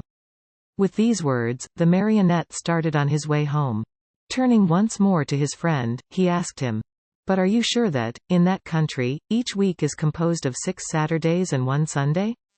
"Very sure. And that vacation begins on the 1st of January and ends on the 31st of December?" "Very, very sure." "What a great country," repeated Pinocchio, puzzled as to what to do. Then, in sudden determination, he said hurriedly, "Goodbye for the last time, and good luck." "Goodbye. How soon will you go?" "Within 2 hours. What a pity. If it were only 1 hour, I might wait for you." "And the fairy?" "By this time I'm late, and 1 hour more or less makes very little difference." Poor Pinocchio. And if the fairy scolds you? Oh, I'll let her scold. After she gets tired, she will stop. In the meantime, the night became darker and darker. All at once in the distance a small light flickered. A queer sound could be heard, soft as a little bell, and faint and muffled like the buzz of a faraway mosquito. There it is, cried Lamp Wick, jumping to his feet. What? Whispered Pinocchio. The wagon which is coming to get me. For the last time, are you coming or not? But is it really true that in that country boys never have to study? Never, never, never. What a wonderful, beautiful, marvelous country. OHH. Chapter 31. After 5 months of play, Pinocchio wakes up one fine morning and finds a great surprise awaiting him. Finally the wagon arrived. It made no noise, for its wheels were bound with straw and rags. It was drawn by 12 pair of donkeys, all of the same size, but all of different color. Some were gray, others white, and still others a mixture of brown and black. Here and there were a few with large yellow and blue stripes. The strangest thing of all was that those 24 donkeys, instead of being iron-shod, like any other beast of burden, had on their feet laced shoes made of leather, just like the ones boys wear. And the driver of the wagon? Imagine to yourselves a little, fat man, much wider than he was long, round and shiny as a ball of butter, with a face beaming like an apple. A little mouth that always smiled, and a voice small and wheedling like that of a cat begging for food. No sooner did any boy see him than he fell in love with him. And nothing satisfied him but to be allowed to ride in his wagon to that lovely place called the Land of Toys. In fact, the wagon was so closely packed with boys of all ages that it looked like a box of sardines. They were uncomfortable, they were piled one on top of the other, they could hardly breathe, yet not one word of complaint was heard. The thought that in a few hours they would reach a country where there were no schools, no books, no teachers, made these boys so happy that they felt neither hunger, nor thirst, nor sleep, nor discomfort. No sooner had the wagon stopped than the little fat man turned to Lamp Wick. With bows and smiles, he asked in a wheedling tone, "Tell me, my fine boy, do you also want to come to my wonderful country?" "Indeed I do. But I warn you, my little dear, there's no more room in the wagon. It is full." "Never mind," answered Lamp Wick. "If there's no room inside, I can sit on the top of the coach." And with one leap, he perched himself there. "What about you, my love?" asked the little man, turning politely to Pinocchio. "What are you going to do? Will you come with us, or do you stay here?" "I stay here," answered Pinocchio. "I want to return home, as I prefer to study and to succeed in life." "May that bring you luck." "Pinocchio," Lamp Wick called out, "listen to me. Come with us and we'll always be happy." "No, no, no. Come with us and we'll always be happy," cried 4 other voices from the wagon. "Come with us and we'll always be happy," shouted the 100 and more boys in the wagon, all together. "And if I go with you, what will my good fairy say?" asked the marionette, who was beginning to waver and weaken in his good resolutions. "Don't worry so much. Only think that we are going to a land where we shall be allowed to make all the racket we like from morning till night." Pinocchio did not answer, but sighed deeply once, twice, a third time. Finally, he said, "Make room for me. I want to go, too." "The seats are all filled," answered the little man, "but to show you how much I think of you, take my place as coachman." "And you?" "I'll walk." "No, indeed. I could not permit such a thing. I much prefer riding one of these donkeys," cried Pinocchio. No sooner said than done. He approached the first donkey and tried to mount it. But the little animal turned suddenly and gave him such a terrible kick in the stomach that Pinocchio was thrown to the ground and fell with his legs in the air. At this unlooked-for entertainment, the whole company of runaways laughed uproariously. The little fat man did not laugh. He went up to the rebellious animal, and, still smiling, bent over him lovingly and bit off half of his right ear. In the meantime, Pinocchio lifted himself up from the ground, and with one leap landed on the donkey back. The leap was so well taken that all the boys shouted, "Hurrah for Pinocchio!" and clapped their hands in hearty applause. Suddenly the little donkey gave a kick with his 2 hind feet and, at this unexpected move, the poor marionette found himself once again sprawling right in the middle of the road. Again the boys shouted with laughter. But the little man, instead of laughing, became so loving toward the little animal that, with another kiss, he bit off half of his left ear. "You can mount now, my boy," he then said to Pinocchio. "Have no fear. That donkey was worried about something, but I have spoken to him and now he seems quiet and reasonable." Pinocchio mounted and the wagon started on its way. While the donkeys galloped along the stony road, the marionette fancied he heard a very quiet voice whispering to him. "Poor silly. You have done as you wished. But you are going to be a sorry boy before very long." Pinocchio, greatly frightened, looked about him to see whence the words had come, but he saw no one. The donkeys galloped, the wagon rolled on smoothly. The boys slept. Lampwick snored like a dormouse and the little, fat driver sang sleepily between his teeth. After a mile or so, Pinocchio again heard the same faint voice whispering. "Remember, little simpleton. Boys who stop studying and turn their backs upon books and schools and teachers in order to give all their time to nonsense and pleasure, sooner or later come to grief. Oh, how well I know this! How well I can prove it to you! A day will come when you will weep bitterly, even as I am weeping now, but it will be too late." At these whispered words, the marionette grew more and more frightened. He jumped to the ground, ran up to the donkey on whose back he had been riding, and taking his nose in his hands, looked at him. Think how great was his surprise when he saw that the donkey was weeping just like a boy. "Hey, Mr. Driver," cried the marionette. "Do you know what strange thing is happening here? This donkey weeps. Let him weep. When he gets married, he will have time to laugh. Have you perhaps taught him to speak?" "No, he learned to mumble a few words when he lived for 3 years with a band of trained dogs." "Poor beast. Come, come," said the little man, "do not lose time over a donkey that can weep. Mount quickly and let us go. The night is cool and the road is long." Pinocchio obeyed without another word. The wagon started again. Toward dawn the next morning they finally reached that much longed-for country, the land of toys. This great land was entirely different from any other place in the world. Its population, large though it was composed wholly of boys. The oldest were about 14 years of age, the youngest, 8. In the street, there was such a racket, such shouting, such blowing of trumpets, that it was deafening. Everywhere groups of boys were gathered together. Some played at marbles, at hopscotch, at ball. Others rode on bicycles or on wooden horses. Some played at blindman's buff, others at tag. Here a group played circus, there another sang and recited. A few turned somersaults, others walked on their hands with their feet in the air. Generals in full uniform leading regiments of cardboard soldiers passed by. Laughter, shrieks, howls, catcalls, hand-clapping followed this parade. One boy made a noise like a hen, another like a rooster, and a third imitated a lion in his den.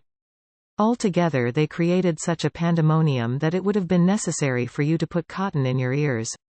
What with entertainments and parties, the hours, the days, the weeks passed like lightning. The squares were filled with small wooden theaters, overflowing with boys from morning till night, and on the walls of the houses, written with charcoal, were words like these: "Hurrah for the land of toys. Down with arithmetic. No more school. Oh, what a beautiful life this is," said Pinocchio each time that, by chance, he met his friend Lampwick. "Was I right or wrong?" answered Lampwick. "And to think you did not want to come. To think that even yesterday the idea came into your head to return home to see your fairy and to start studying again. If today you are free from pencils and books and school, you owe it to me, to my advice, to my care. Do you admit it? Only true friends count, after all. It's true, Lampwick, it's true. If today I am a really happy boy, it is all because of you. And to think that the teacher, when speaking of you, used to say, 'Do not go with that Lampwick. He is a bad companion and some day he will lead you astray.'"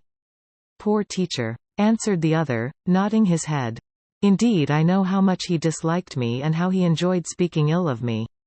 But I am of a generous nature, and I gladly forgive him." "Great soul," said Pinocchio, fondly embracing his friend. 5 months passed and the boys continued playing and enjoying themselves from morn till night, without ever seeing a book, or a desk, or a school. But, my children, there came a morning when Pinocchio awoke and found a great surprise awaiting him. A surprise which made him feel very unhappy, as you shall see. Chapter 32. Pinocchio's ears become like those of a donkey. In a little while he changes into a real donkey and begins to bray. Everyone, at one time or another, has found some surprise awaiting him. Of the kind which Pinocchio had on that eventful morning of his life, there are but few. What was it? I will tell you, my dear little readers. On awakening, Pinocchio put his hand up to his head and there he found. Guess. He found that, during the night, his ears had grown at least 10 full inches. You must know that the marionette, even from his birth, had very small ears, so small indeed that to the naked eye they could hardly be seen. Fancy how he felt when he noticed that overnight those 2 dainty organs had become as long as shoe brushes. He went in search of a mirror, but not finding any, he just filled a basin with water and looked at himself. There he saw what he never could have wished to see. His manly figure was adorned and enriched by a beautiful pair of donkey ears. I leave you to think of the terrible grief, the shame, the despair of the poor marionette. He began to cry, to scream, to knock his head against the wall, but the more he shrieked, the longer and the more hairy grew his ears. At those piercing shrieks, a dormouse came into the room, a fat little dormouse, who lived upstairs. Seeing Pinocchio so grief-stricken, she asked him anxiously, "What is the matter, dear little neighbor?" "I am sick, my little dormouse, very, very sick and from an illness which frightens me." "Do you understand how to feel the pulse?" "A little." "Feel mine then and tell me if I have a fever." The dormouse took Pinocchio's wrist between her paws and, after a few minutes, looked up at him sorrowfully and said, "My friend, I am sorry. But I must give you some very sad news." "What is it?" "You have a very bad fever." "But what fever is it?" "The donkey fever." "I don't know anything about that fever," answered the marionette, beginning to understand even too well what was happening to him. "Then I will tell you all about it," said the dormouse. "Know then that, within 2 or 3 hours, you will no longer be a marionette, nor a boy."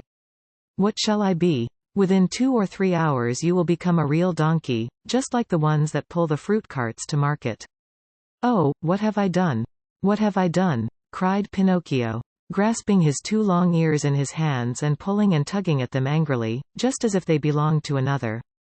"My dear boy," answered the dormouse to cheer him up a bit, "why worry now? What is done cannot be undone, you know. Fate has decreed that all lazy boys who come to hate books and schools and teachers, and spend all their days with toys and games must sooner or later turn into donkeys." "But is it really so?" asked the marionette, sobbing bitterly. "I am sorry to say it is. And tears now are useless. You should have thought of all this before. But the fault is not mine. Believe me, little dormouse, the fault is all Lampwick's." "And who is this Lampwick?" "A classmate of mine. I wanted to return home. I wanted to be obedient. I wanted to study and to succeed in school, but Lampwick said to me, 'Why do you want to waste your time studying? Why do you want to go to school? Come with me to the land of toys. There we'll never study again. There we can enjoy ourselves and be happy from morn till night.' And why did you follow the advice of that false friend?" "Why? Because, my dear little dormouse, I am a heedless marionette, heedless and heartless." "Oh, if I had only had a bit of heart, I should never have abandoned that good fairy, who loved me so well and who has been so kind to me. And by this time, I should no longer be a marionette. I should have become a real boy, like all these friends of mine. Oh, if I meet Lampwick I am going to tell him what I think of him and more, too." After this long speech, Pinocchio walked to the door of the room. But when he reached it, remembering his donkey ears, he felt ashamed to show them to the public and turned back. He took a large cotton bag from a shelf, put it on his head, and pulled it far down to his very nose. Thus adorned, he went out. He looked for Lampwick everywhere, along the streets, in the squares, inside the theaters, everywhere, but he was not to be found. He asked everyone whom he met about him, but no one had seen him. In desperation, he returned home and knocked at the door. "Who is it?" asked Lampwick from within. "It is I," answered the marionette. "Wait a minute." After a full half-hour the door opened. Another surprise awaited Pinocchio. There in the room stood his friend, with a large cotton bag on his head, pulled far down to his very nose. At the sight of that bag, Pinocchio felt slightly happier and thought to himself, "My friend must be suffering from the same sickness that I am. I wonder if he, too, has donkey fever?" But pretending he had seen nothing, he asked with a smile, "How are you, my dear Lampwick?" "Very well. Like a mouse in a Parmesan cheese." "Is that really true? Why should I lie to you?" "I beg your pardon, my friend, but why then are you wearing that cotton bag over your ears?" "The doctor has ordered it because one of my knees hurts." "And you, dear Marionette, why are you wearing that cotton bag down to your nose?" "The doctor has ordered it because I have bruised my foot." "Oh, my poor Pinocchio. Oh, my poor Lampwick." An embarrassingly long silence followed these words, during which time the two friends looked at each other in a mocking way. Finally the Marionette, in a voice sweet as honey and soft as a flute, said to his companion, "Tell me, Lampwick, dear friend, have you ever suffered from an earache?" "Never." "And you?" "Never. Still, since this morning my ear has been torturing me." "So has mine." "Yours, too? And which ear is it?" "Both of them." "And yours?" "Both of them, too. I wonder if it could be the same sickness." "I'm afraid it is. Will you do me a favor, Lampwick?" "Gladly. With my whole heart." "Will you let me see your ears?" "Why not? But before I show you mine, I want to see yours, dear Pinocchio." "No. You must show yours first." "No, my dear. Yours first, then mine." "Well, then," said the Marionette, "let us make a contract." "Let's hear the contract." "Let us take off our caps together." "All right. All right. Ready then." Pinocchio began to count, 1, 2, 3. At the word 3, the two boys pulled off their caps and threw them high in air. And then a scene took place which is hard to believe, but it is all too true.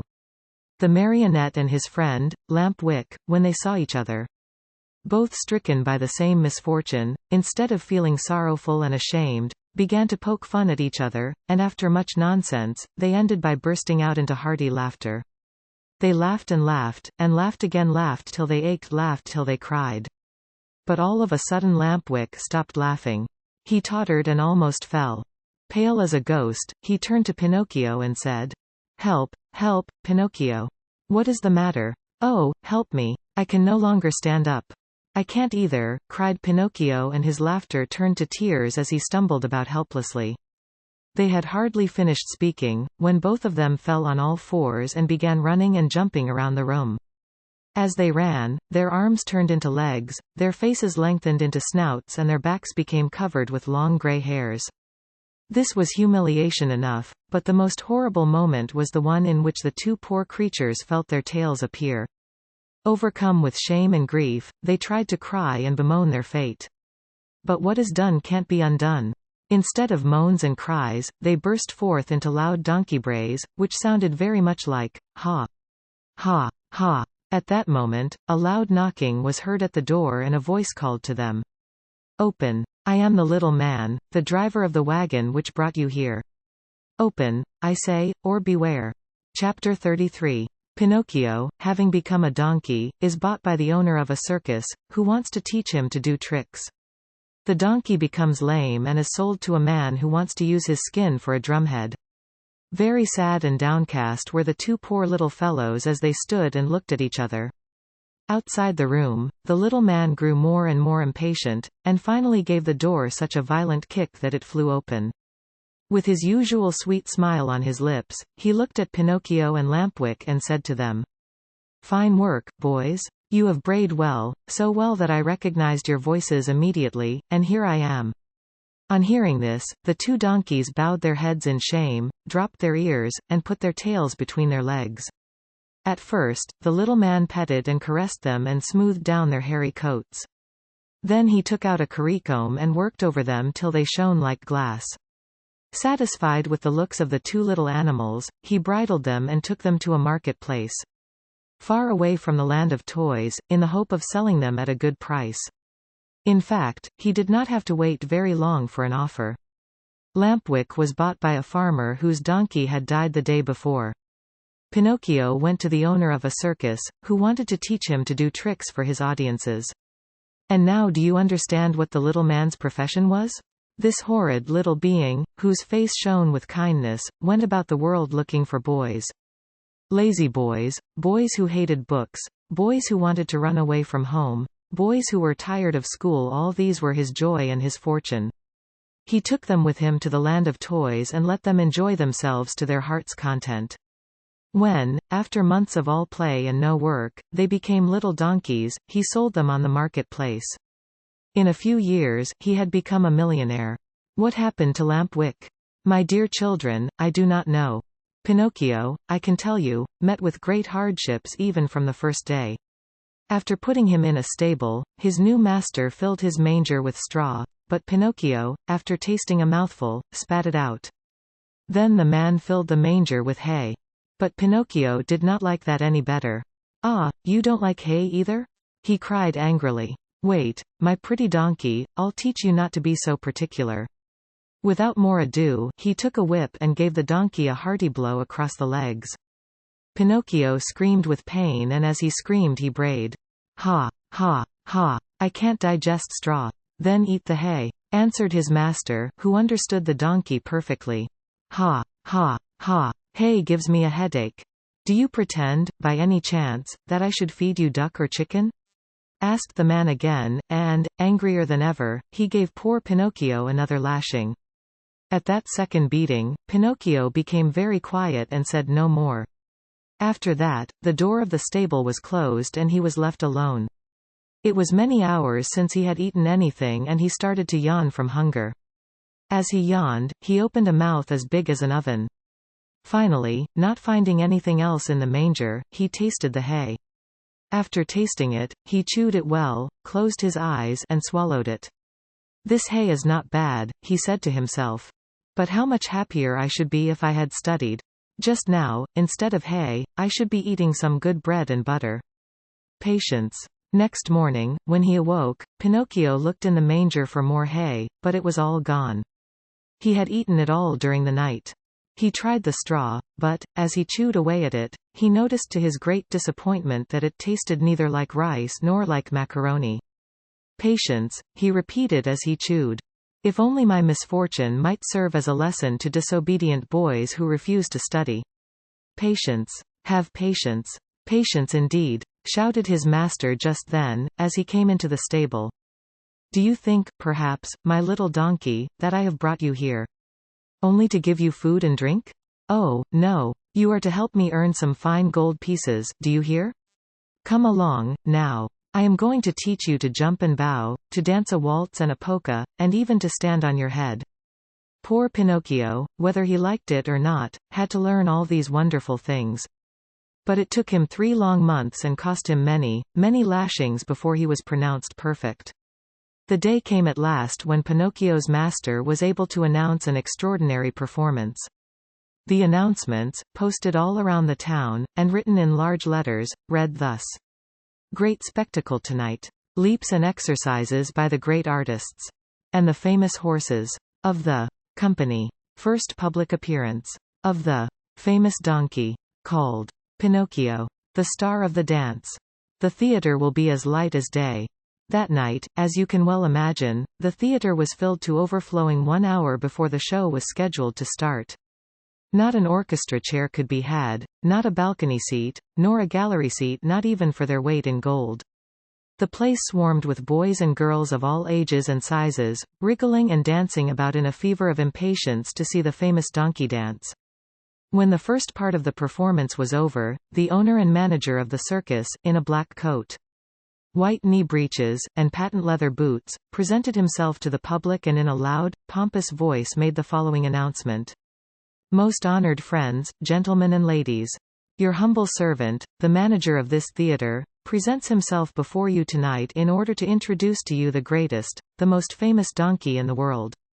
A donkey that has had the great honor in his short life of performing before the kings and queens and emperors of all the great courts of Europe. We thank you for your attention." This speech was greeted by much laughter and applause. And the applause grew to a roar when Pinocchio, the famous donkey, appeared in the circus ring. He was handsomely arrayed. A new bridle of shining leather with buckles of polished brass was on his back. 2 white camellias were tied to his ears.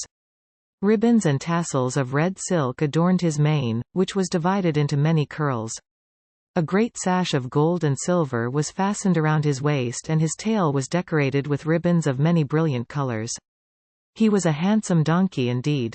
The manager, when introducing him to the public, added these words. Most honored audience, I shall not take your time tonight to tell you of the great difficulties which I have encountered while trying to tame this animal, since I found him in the wilds of Africa. Observe, I beg of you, the savage look of his eye. All the means used by centuries of civilization in subduing wild beasts failed in this case. I had finally to resort to the gentle language of the whip in order to bring him to my will. With all my kindness, however, I never succeeded in gaining my donkey love. He is still today as savage as the day I found him. He still fears and hates me. But I have found in him one great redeeming feature. Do you see this little bump on his forehead? It is this bump which gives him his great talent of dancing and using his feet as nimbly as a human being. Admire him, O signori, and enjoy yourselves. I let you, now, be the judges of my success as a teacher of animals. Before I leave you, I wish to state that there will be another performance tomorrow night. Pinocchio obediently bent his 2 knees to the ground and remained kneeling until the manager, with the crack of the whip, cried sharply, walk. If the weather threatens rain, the great spectacle will take place at 11 o'clock in the morning. The donkey lifted himself on his 4 feet and walked around the ring. A few minutes passed and again the voice of the manager called, quick step, and Pinocchio obediently changed his step. Gallop, and Pinocchio galloped. Full speed, and Pinocchio ran as fast as he could. As he ran, the master raised his arm and a pistol shot rang in the air. At the shot, the little donkey fell to the ground as if he were really dead. A shower of applause greeted the donkey as he arose to his feet. Cries and shouts and clappings were heard on all sides. At all that noise, Pinocchio lifted his head and raised his eyes. There, in front of him, in a box sat a beautiful woman. Around her neck she wore a long gold chain, from which hung a large medallion. On the medallion was painted the picture of a marionette. That picture is of me. That beautiful lady is my fairy, said Pinocchio to himself, recognizing her. He felt so happy that he tried his best to cry out, "Oh, my fairy! My own fairy!" But instead of words, a loud braying was heard in the theater, so loud and so long that all the spectators, men, women, and children, but especially the children, burst out laughing. Then, in order to teach the donkey that it was not good manners to bray before the public, the manager hit him on the nose with the handle of the whip. The poor little donkey stuck out a long tongue and licked his nose for a long time in an effort to take away the pain. And what was his grief when, on looking up toward the boxes, he saw that the fairy had disappeared. He felt himself fainting, his eyes filled with tears, and he wept bitterly. No one knew it, however, least of all the manager, who, cracking his whip, cried out, "Bravo, Pinocchio! Now show us how gracefully you can jump through the rings." Pinocchio tried 2 or 3 times, but each time he came near the ring, he found it more to his taste to go under it. The 4th time, at a look from his master, he leapt through it, but as he did so his hind legs caught in the ring and he fell to the floor in a heap. When he got up, he was lame and could hardly limp as far as the stable. "Pinocchio! We want Pinocchio! We want the little donkey!" cried the boys from the orchestra, saddened by the accident. No one saw Pinocchio again that evening. The next morning the veterinary, that is, the animal doctor, declared that he would be lame for the rest of his life. "What do I want with a lame donkey?" said the manager to the stable boy. "Take him to the market and sell him." When they reached the square, a buyer was soon found. "How much do you ask for that little lame donkey?" he asked. $4. "I'll give you 4 cents. Don't think I'm buying him for work. I want only his skin. It looks very tough and I can use it to make myself a drumhead. I belong to a musical band in my village and I need a drum. I leave it to you, my dear children, to picture to yourself the great pleasure with which Pinocchio heard that he was to become a drumhead." As soon as the buyer had paid the 4 cents, the donkey changed hands. His new owner took him to a high cliff overlooking the sea, put a stone around his neck, tied a rope to one of his hind feet, gave him a push, and threw him into the water. Pinocchio sank immediately. And his new master sat on the cliff waiting for him to drown, so as to skin him and make himself a drumhead. Chapter 34. Pinocchio is thrown into the sea, eaten by fishes, and becomes a marionette once more. As he swims to land, he is swallowed by the terrible shark. Down into the sea, deeper and deeper, sank Pinocchio, and finally, after 50 minutes of waiting, the man on the cliff said to himself, "By this time my poor little lame donkey must be drowned. Up with him and then I can get to work on my beautiful drum." He pulled the rope which he had tied to Pinocchio's leg, pulled and pulled and pulled, and, at last, he saw appear on the surface of the water. Can you guess what? Instead of a dead donkey, he saw a very much alive marionette, wriggling and squirming like an eel. Seeing that wooden marionette, the poor man thought he was dreaming and sat there with his mouth wide open and his eyes popping out of his head. Gathering his wits together, he said, "And the donkey I threw into the sea? I am that donkey," answered the marionette, laughing. "You? I? Ah, you little cheat. Are you poking fun at me? Poking fun at you? Not at all, dear master. I am talking seriously. But, then, how is it that you, who a few minutes ago were a donkey, are now standing before me a wooden marionette?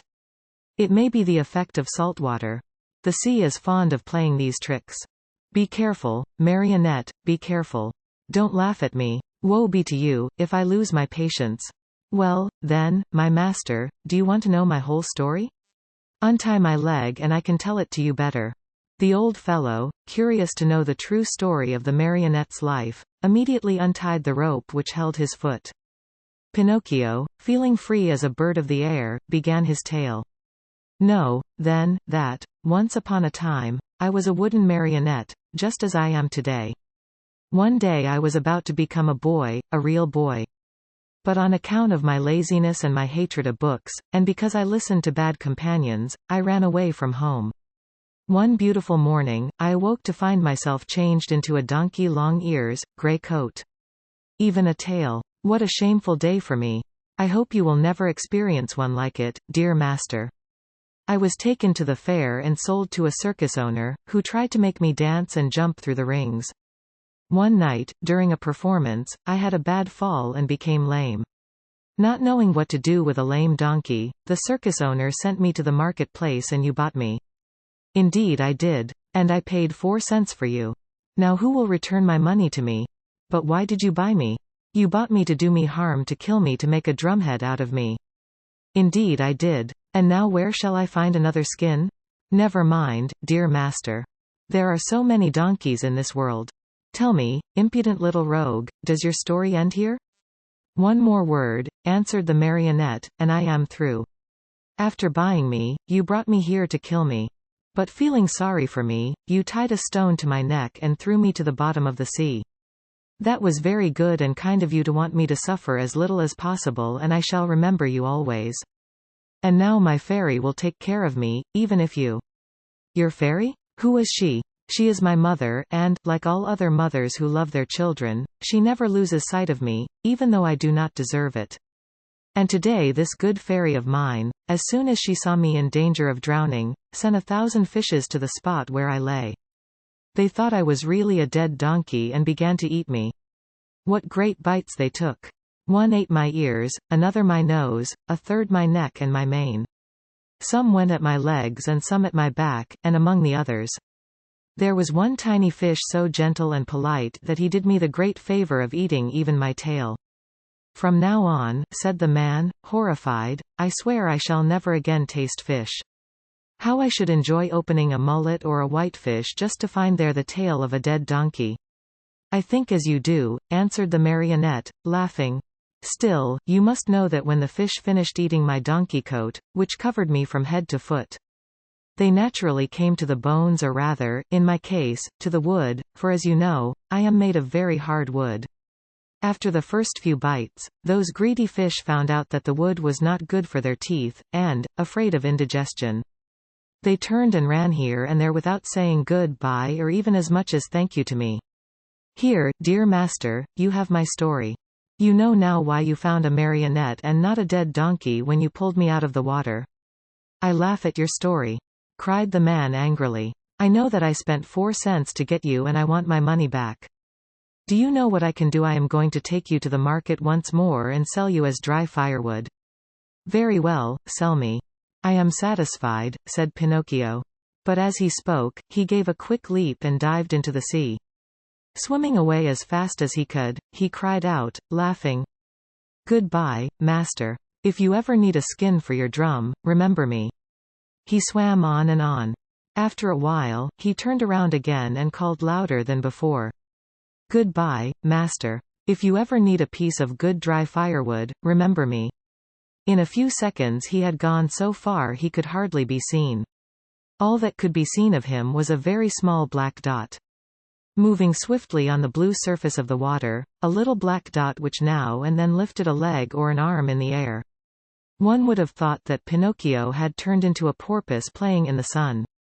After swimming for a long time, Pinocchio saw a large rock in the middle of the sea, a rock as white as marble. High on the rock stood a little goat bleating and calling and beckoning to the marionette to come to her. There was something very strange about that little goat. Her coat was not white or black or brown as that of any other goat, but azure, a deep brilliant color that reminded one of the hair of the lovely maiden. Pinocchio's heart beat fast, and then faster and faster. He redoubled his efforts and swam as hard as he could toward the white rock. He was almost halfway over, when suddenly a horrible sea monster stuck its head out of the water, an enormous head with a huge mouth, wide open, showing 3 rows of gleaming teeth. The mere sight of which would have filled you with fear. Do you know what it was? That sea monster was no other than the enormous shark, which has often been mentioned in this story and which, on account of its cruelty, had been nicknamed the Attila of the sea by both fish and fishermen. Poor Pinocchio. The sight of that monster frightened him almost to death. He tried to swim away from him, to change his path, to escape. But that immense mouth kept coming nearer and nearer. "Hasten, Pinocchio, I beg you," bleated the little goat on the high rock. And Pinocchio swam desperately with his arms, his body, his legs, his feet. "Quick, Pinocchio, the monster is coming nearer." Pinocchio swam faster and faster, and harder and harder. "Faster, Pinocchio. The monster will get you. There he is. There he is. Quick, quick, or you are lost." Pinocchio went through the water like a shot, swifter and swifter. He came close to the rock. The goat leaned over and gave him one of her hoofs to help him up out of the water. Alas! It was too late. The monster overtook him and the marionette found himself in between the rows of gleaming white teeth. Only for a moment, however, for the shark took a deep breath and, as he breathed, he drank in the marionette as easily as he would have sucked an egg. Then he swallowed him so fast that Pinocchio, falling down into the body of the fish, lay stunned for a half-hour. When he recovered his senses, the marionette could not remember where he was. Around him all was darkness, a darkness so deep and so black that for a moment he thought he had put his head into an inkwell. He listened for a few moments and heard nothing. Once in a while a cold wind blew on his face. At first he could not understand where that wind was coming from, but after a while he understood that it came from the lungs of the monster. I forgot to tell you that the shark was suffering from asthma, so that whenever he breathed a storm seemed to blow. Pinocchio at first tried to be brave, but as soon as he became convinced that he was really and truly in the shark's stomach, he burst into sobs and tears. "Help! Help!" he cried. "Oh, poor me! Won't someone come to save me?" "Who is there to help you, unhappy boy?" said a rough voice, like a guitar out of tune. "Who is talking?" asked Pinocchio, frozen with terror. "It is I, a poor tunny swallowed by the shark at the same time as you." "And what kind of a fish are you?" "I have nothing to do with fishes. I am a marionette. If you are not a fish, why did you let this monster swallow you?" "I didn't let him. He chased me and swallowed me without even a, by your leave." "And now what are we to do here in the dark?" "Wait until the shark has digested us both, I suppose." "But I don't want to be digested," shouted Pinocchio, starting to sob. "Neither do I," said the tunny, "but I am wise enough to think that if one is born a fish, it is more dignified to die under the water than in the frying pan." "What nonsense!" cried Pinocchio. "Mine is an opinion," replied the tunny, "and opinions should be respected. But I want to get out of this place. I want to escape." "Go, if you can." Is this shark that has swallowed us very long? Asked the marionette. His body, not counting the tail, is almost a mile long. While talking in the darkness, Pinocchio thought he saw a faint light in the distance. What can that be? He said to the tunny. Some other poor fish, waiting as patiently as we to be digested by the shark. I want to see him. He may be an old fish and may know some way of escape. Goodbye, tunny. Goodbye, marionette, and good luck. When shall I see you again? Who knows? It is better not to think about it. Chapter 35. In the shark's body Pinocchio finds whom? Read this chapter, my children, and you will know. Pinocchio, as soon as he had said goodbye to his good friend. The tunny tottered away in the darkness and began to walk as well as he could toward the faint light which glowed in the distance. As he walked his feet splashed in a pool of greasy and slippery water, which had such a heavy smell of fish fried in oil that Pinocchio thought it was Lent. The farther on he went, the brighter and clearer grew the tiny light. On and on he walked till finally he found I give you 1,000 guesses, my dear children. He found a little table set for dinner and lighted by a candle stuck in a glass bottle, and near the table sat a little old man, white as the snow, eating live fish. They wriggled so that, now and again, one of them slipped out of the old man's mouth and escaped into the darkness under the table. At this sight, the poor marionette was filled with such great and sudden happiness that he almost dropped in a faint. He wanted to laugh, he wanted to cry, he wanted to say 1,001 things, but all he could do was to stand still, stuttering and stammering brokenly. At last, with a great effort, he was able to let out a scream of joy and, opening wide his arms, he threw them around the old man's neck. "Oh, father, dear father! Have I found you at last? Now I shall never, never leave you again. Are my eyes really telling me the truth?" answered the old man, rubbing his eyes. "Are you really my own dear Pinocchio? Yes, yes, yes. It is I. Look at me. And you have forgiven me, haven't you? Oh, my dear father, how good you are. And to think that but if you only knew how many misfortunes have fallen on my head and how many troubles I have had. Just think that on the day you sold your old coat to buy me my ABC book so that I could go to school, I ran away to the marionette theater.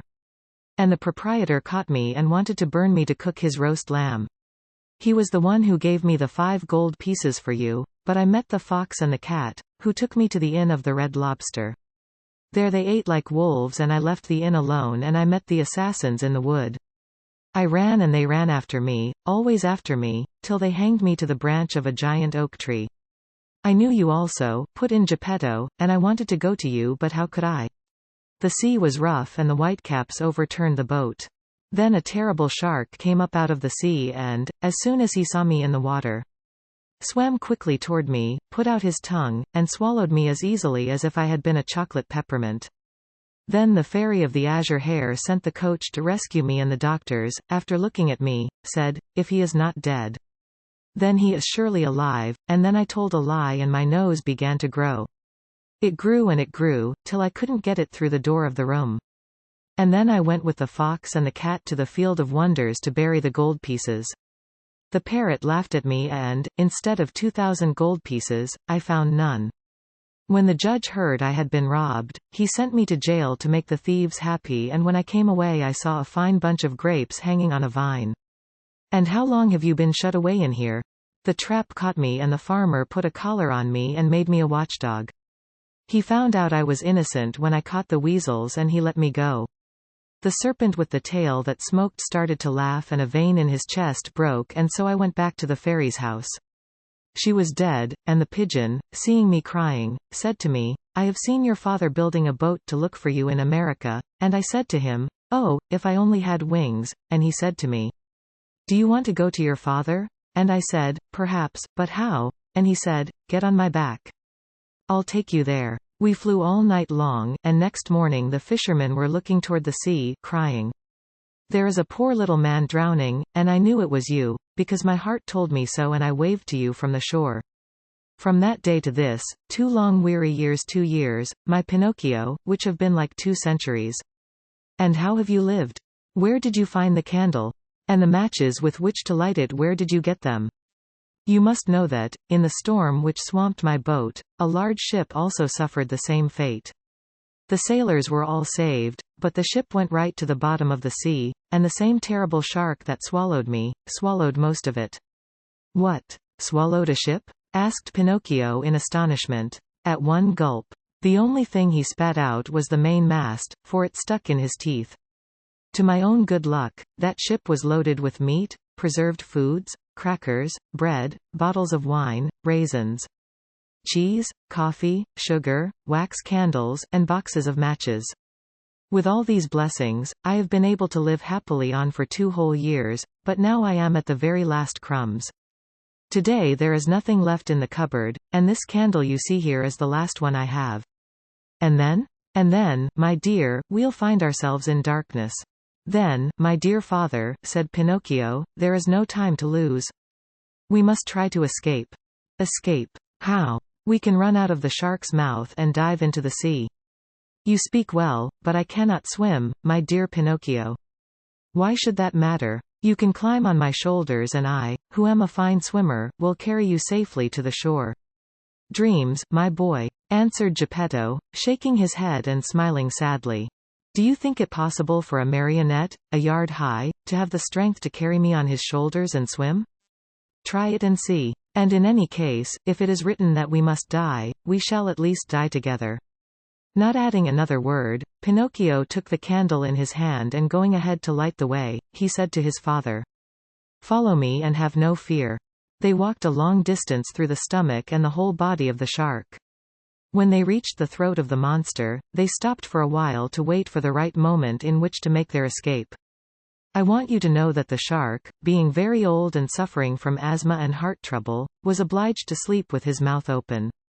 Because of this, Pinocchio was able to catch a glimpse of the sky filled with stars, as he looked up through the open jaws of his new home.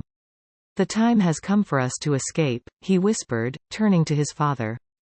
The shark is fast asleep. The sea is calm and the night is as bright as day. Follow me closely, dear father, and we shall soon be saved. No sooner said than done. They climbed up the throat of the monster till they came to that immense open mouth.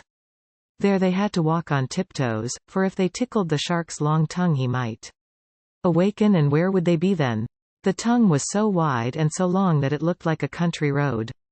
The 2 fugitives were just about to dive into the sea when the shark sneezed very suddenly and, as he sneezed, he gave Pinocchio and Geppetto such a jolt that they found themselves thrown on their backs and dashed once more and very unceremoniously into the stomach of the monster. To make matters worse, the candle went out and father and son were left in the dark. And now? Asked Pinocchio with a serious face. Now we are lost. Why lost? Give me your hand, dear father, and be careful not to slip. Where will you take me? We must try again. Come with me and don't be afraid. With these words Pinocchio took his father by the hand and, always walking on tiptoes, they climbed up the monster's throat for a second time. They then crossed the whole tongue and jumped over 3 rows of teeth. But before they took the last great leap, the marionette said to his father, "Climb on my back and hold on tightly to my neck. I'll take care of everything else." As soon as Geppetto was comfortably seated on his shoulders, Pinocchio, very sure of what he was doing, dived into the water and started to swim. The sea was like oil, the moon shone in all splendor, and the shark continued to sleep so soundly that not even a cannon shot would have awakened him. Chapter 36. Pinocchio finally ceases to be a marionette and becomes a boy. "My dear father, we are saved," cried the marionette. "All we have to do now is to get to the shore, and that is easy." Without another word, he swam swiftly away in an effort to reach land as soon as possible. All at once he noticed that Geppetto was shivering and shaking as if with a high fever. Was he shivering from fear or from cold? Who knows? Perhaps a little of both.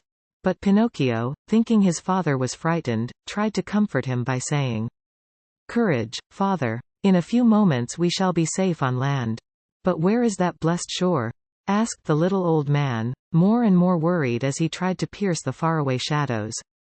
"Here I am searching on all sides and I see nothing but sea and sky." "I see the shore," said the marionette. "Remember, father, that I am like a cat. I see better at night than by day." Poor Pinocchio pretended to be peaceful and contented, but he was far from that.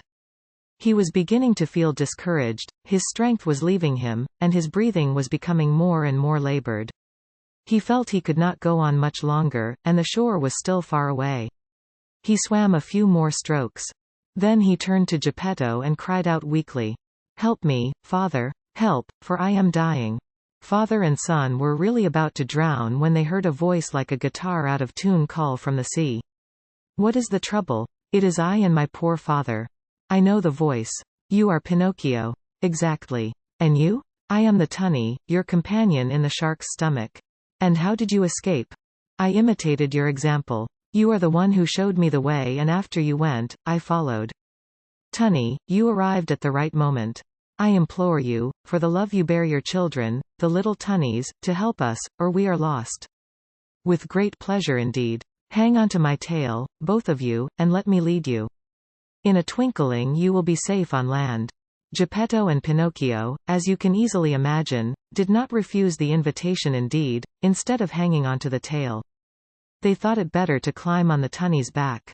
"Are we too heavy?" asked Pinocchio. "Heavy? Not in the least. You are as light as seashells," answered the tunny, who was as large as a 2-year-old horse. As soon as they reached the shore, Pinocchio was the first to jump to the ground to help his old father. Then he turned to the fish and said to him, "Dear friend, you have saved my father, and I have not enough words with which to thank you. Allow me to embrace you as a sign of my eternal gratitude." The tunny stuck his nose out of the water and Pinocchio knelt on the sand and kissed him most affectionately on his cheek. At this warm greeting, the poor tunny, who was not used to such tenderness, wept like a child. He felt so embarrassed and ashamed that he turned quickly, plunged into the sea, and disappeared. In the meantime day had dawned. Pinocchio offered his arm to Geppetto, who was so weak he could hardly stand, and said to him, "Lean on my arm, dear father, and let us go. We will walk very, very slowly, and if we feel tired we can rest by the wayside." "And where are we going?" asked Geppetto. "To look for a house or a hut, where they will be kind enough to give us a bite of bread and a bit of straw to sleep on." They had not taken 100 steps when they saw 2 rough-looking individuals sitting on a stone begging for alms. It was the fox and the cat, but one could hardly recognize them, they looked so miserable. The cat, after pretending to be blind for so many years, had really lost the sight of both eyes. And the fox, old, thin, and almost hairless, had even lost his tail. That sly thief had fallen into deepest poverty, and one day he had been forced to sell his beautiful tail for a bite to eat. "Oh, Pinocchio," he cried in a tearful voice. "Give us some alms, we beg of you. We are old, tired, and sick." "Sick," repeated the cat. "Addio, false friends," answered the marionette. "You cheated me once, but you will never catch me again. Believe us. Today we are truly poor and starving." "Starving," repeated the cat. "If you are poor you deserve it. Remember the old proverb which says, 'Stolen money never bears fruit.' Addio, false friends. Have mercy on us. On us. Addio, false friends. Remember the old proverb which says, 'Bad wheat always makes poor bread.' Do not abandon us." "Abandon us," repeated the cat. "Addio, false friends. Remember the old proverb, 'Whoever steals his neighbor's shirt, usually dies without his own.'" Waving goodbye to them, Pinocchio and Geppetto calmly went on their way. After a few more steps, they saw, at the end of a long road near a clump of trees, a tiny cottage built of straw. "Someone must live in that little hut," said Pinocchio. "Let us see for ourselves." They went and knocked at the door. "Who is it?" said a little voice from within. "A poor father and a poorer son, without food and with no roof to cover them," answered the marionette.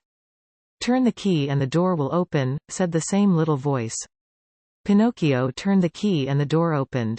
As soon as they went in, they looked here and there and everywhere but saw no one.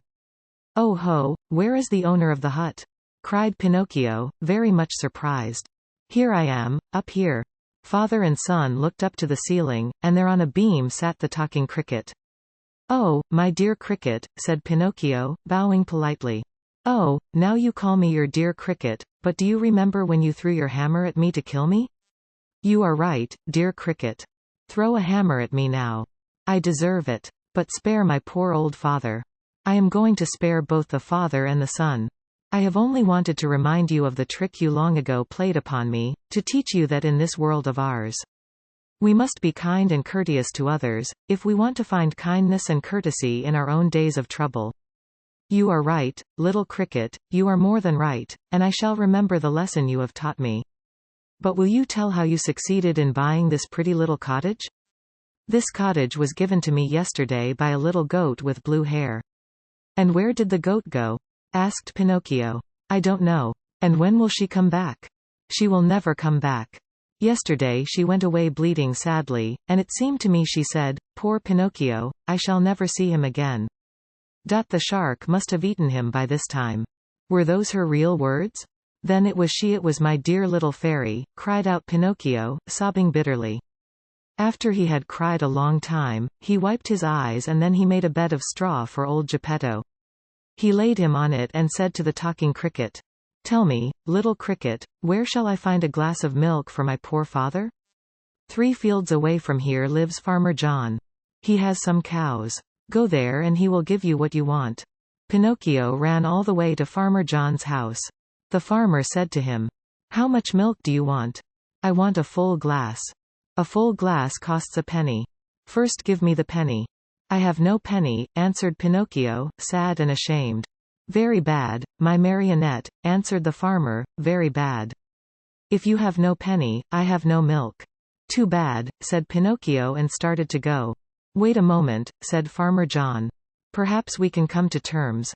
Do you know how to draw water from a well?" "I can try." "Then go to that well you see yonder and draw 100 bucketfuls of water."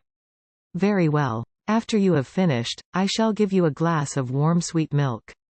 "I am satisfied." Farmer John took the marionette to the well and showed him how to draw the water. Pinocchio set to work as well as he knew how, but long before he had pulled up the 100 buckets, he was tired out and dripping with perspiration.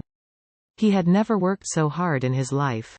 "Until today," said the farmer, "my donkey has drawn the water for me, but now that poor animal is dying." "Will you take me to see him?" said Pinocchio. "Gladly." As soon as Pinocchio went into the stable, he spied a little donkey lying on a bed of straw in the corner of the stable. He was worn out from hunger and too much work. After looking at him a long time, he said to himself, "I know that donkey. I have seen him before." And bending low over him, he asked, "Who are you?" At this question, the donkey opened weary, dying eyes and answered in the same tongue, "I am Lampwick."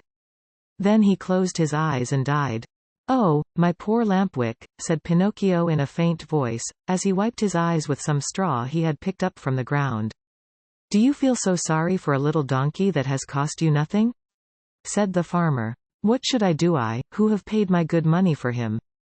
But, you see, he was my friend." "Your friend?" "A classmate of mine." "What?" shouted Farmer John, bursting out laughing. "What? You had donkeys in your school? How you must have studied." The marionette, ashamed and hurt by those words, did not answer, but taking his glass of milk returned to his father. From that day on, for more than 5 months, Pinocchio got up every morning just as dawn was breaking and went to the farm to draw water.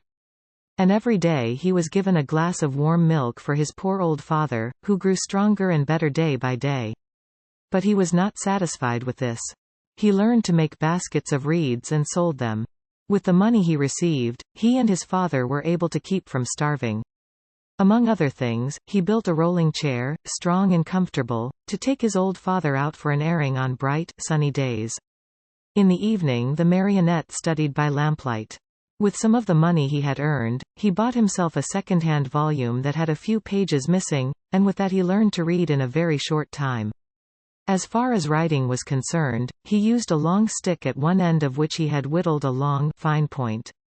Ink he had none, so he used the juice of blackberries or cherries. Little by little his diligence was rewarded. He succeeded, not only in his studies, but also in his work, and a day came when he put enough money together to keep his old father comfortable and happy. Besides this, he was able to save the great amount of 50 pennies. With it he wanted to buy himself a new suit. One day he said to his father, "I am going to the marketplace to buy myself a coat, a cap, and a pair of shoes. When I come back I'll be so dressed up, you will think I am a rich man." He ran out of the house and up the road to the village, laughing and singing. Suddenly he heard his name called, and looking around to see whence the voice came, he noticed a large snail crawling out of some bushes. "Don't you recognize me?" said the snail. "Yes and no. Do you remember the snail that lived with the fairy with azure hair? Do you not remember how she opened the door for you one night and gave you something to eat?" "I remember everything," cried Pinocchio. "Answer me quickly, pretty snail, where have you left my fairy? What is she doing? Has she forgiven me? Does she remember me? Does she still love me? Is she very far away from here? May I see her?" At all these questions, tumbling out one after another, the snail answered, calm as ever. "My dear Pinocchio, the fairy is lying ill in a hospital." "In a hospital?" "Yes, indeed. She has been stricken with trouble and illness, and she hasn't a penny left with which to buy a bite of bread." "Really? Oh, how sorry I am. My poor, dear little fairy. If I had 1,000,000 I should run to her with it. But I have only 50 pennies. Here they are. I was just going to buy some clothes. Here, take them, little snail, and give them to my good fairy." "What about the new clothes?" "What does that matter? I should like to sell these rags I have on to help her more. Go, and hurry. Come back here within a couple of days and I hope to have more money for you. Until today I have worked for my father. Now I shall have to work for my mother also. Goodbye, and I hope to see you soon." The snail, much against her usual habit, began to run like a lizard under a summer sun. When Pinocchio returned home, his father asked him, "And where is the new suit? I couldn't find one to fit me. I shall have to look again some other day." That night, Pinocchio, instead of going to bed at 10 o'clock, waited until midnight, and instead of making 8 baskets, he made 16. After that he went to bed and fell asleep. As he slept, he dreamed of his fairy, beautiful, smiling, and happy. Who kissed him and said to him, "Bravo, Pinocchio. In reward for your kind heart, I forgive you for all your old mischief." Boys who love and take good care of their parents when they are old and sick, deserve praise. Even though they may not be held up as models of obedience and good behavior. Keep on doing so well, and you will be happy. At that very moment, Pinocchio awoke and opened wide his eyes.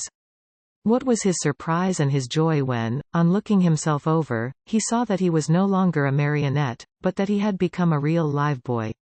He looked all about him, and instead of the usual walls of straw, he found himself in a beautifully furnished little room, the prettiest he had ever seen. In a twinkling, he jumped down from his bed to look on the chair standing near. There, he found a new suit, a new hat, and a pair of shoes. As soon as he was dressed, he put his hands in his pockets and pulled out a little leather purse on which were written the following words. "The fairy with azure hair returns. 50 pennies to her dear Pinocchio. With many thanks for his kind heart." The marionette opened the purse to find the money, and behold, there were 50 gold coins. Pinocchio ran to the mirror. He hardly recognized himself. The bright face of a tall boy looked at him with wide-awake blue eyes, dark brown hair and happy, smiling lips. Surrounded by so much splendor, the marionette hardly knew what he was doing. He rubbed his eyes 2 or 3 times, wondering if he were still asleep or awake, and decided he must be awake. "And where is father?" he cried suddenly. He ran into the next room, and there stood Geppetto, grown years younger overnight, spick and span in his new clothes and gay as a lark in the morning. He was once more Mastro Geppetto, the woodcarver, hard at work on a lovely picture frame, decorating it with flowers and leaves, and heads of animals. "Father, father, what has happened? Tell me if you can," cried Pinocchio, as he ran and jumped on his father's neck. "This sudden change in our house is all your doing, my dear Pinocchio," answered Geppetto. "What have I to do with it? Just this. When bad boys become good and kind, they have the power of making their homes gay and new with happiness. I wonder where the old Pinocchio of wood has hidden himself? There he is," answered Geppetto. And he pointed to a large marionette leaning against a chair, head turned to one side, arms hanging limp, and legs twisted under him. After a long, long look, Pinocchio said to himself with great content, "How ridiculous I was as a marionette! And how happy I am, now that I have become a real boy.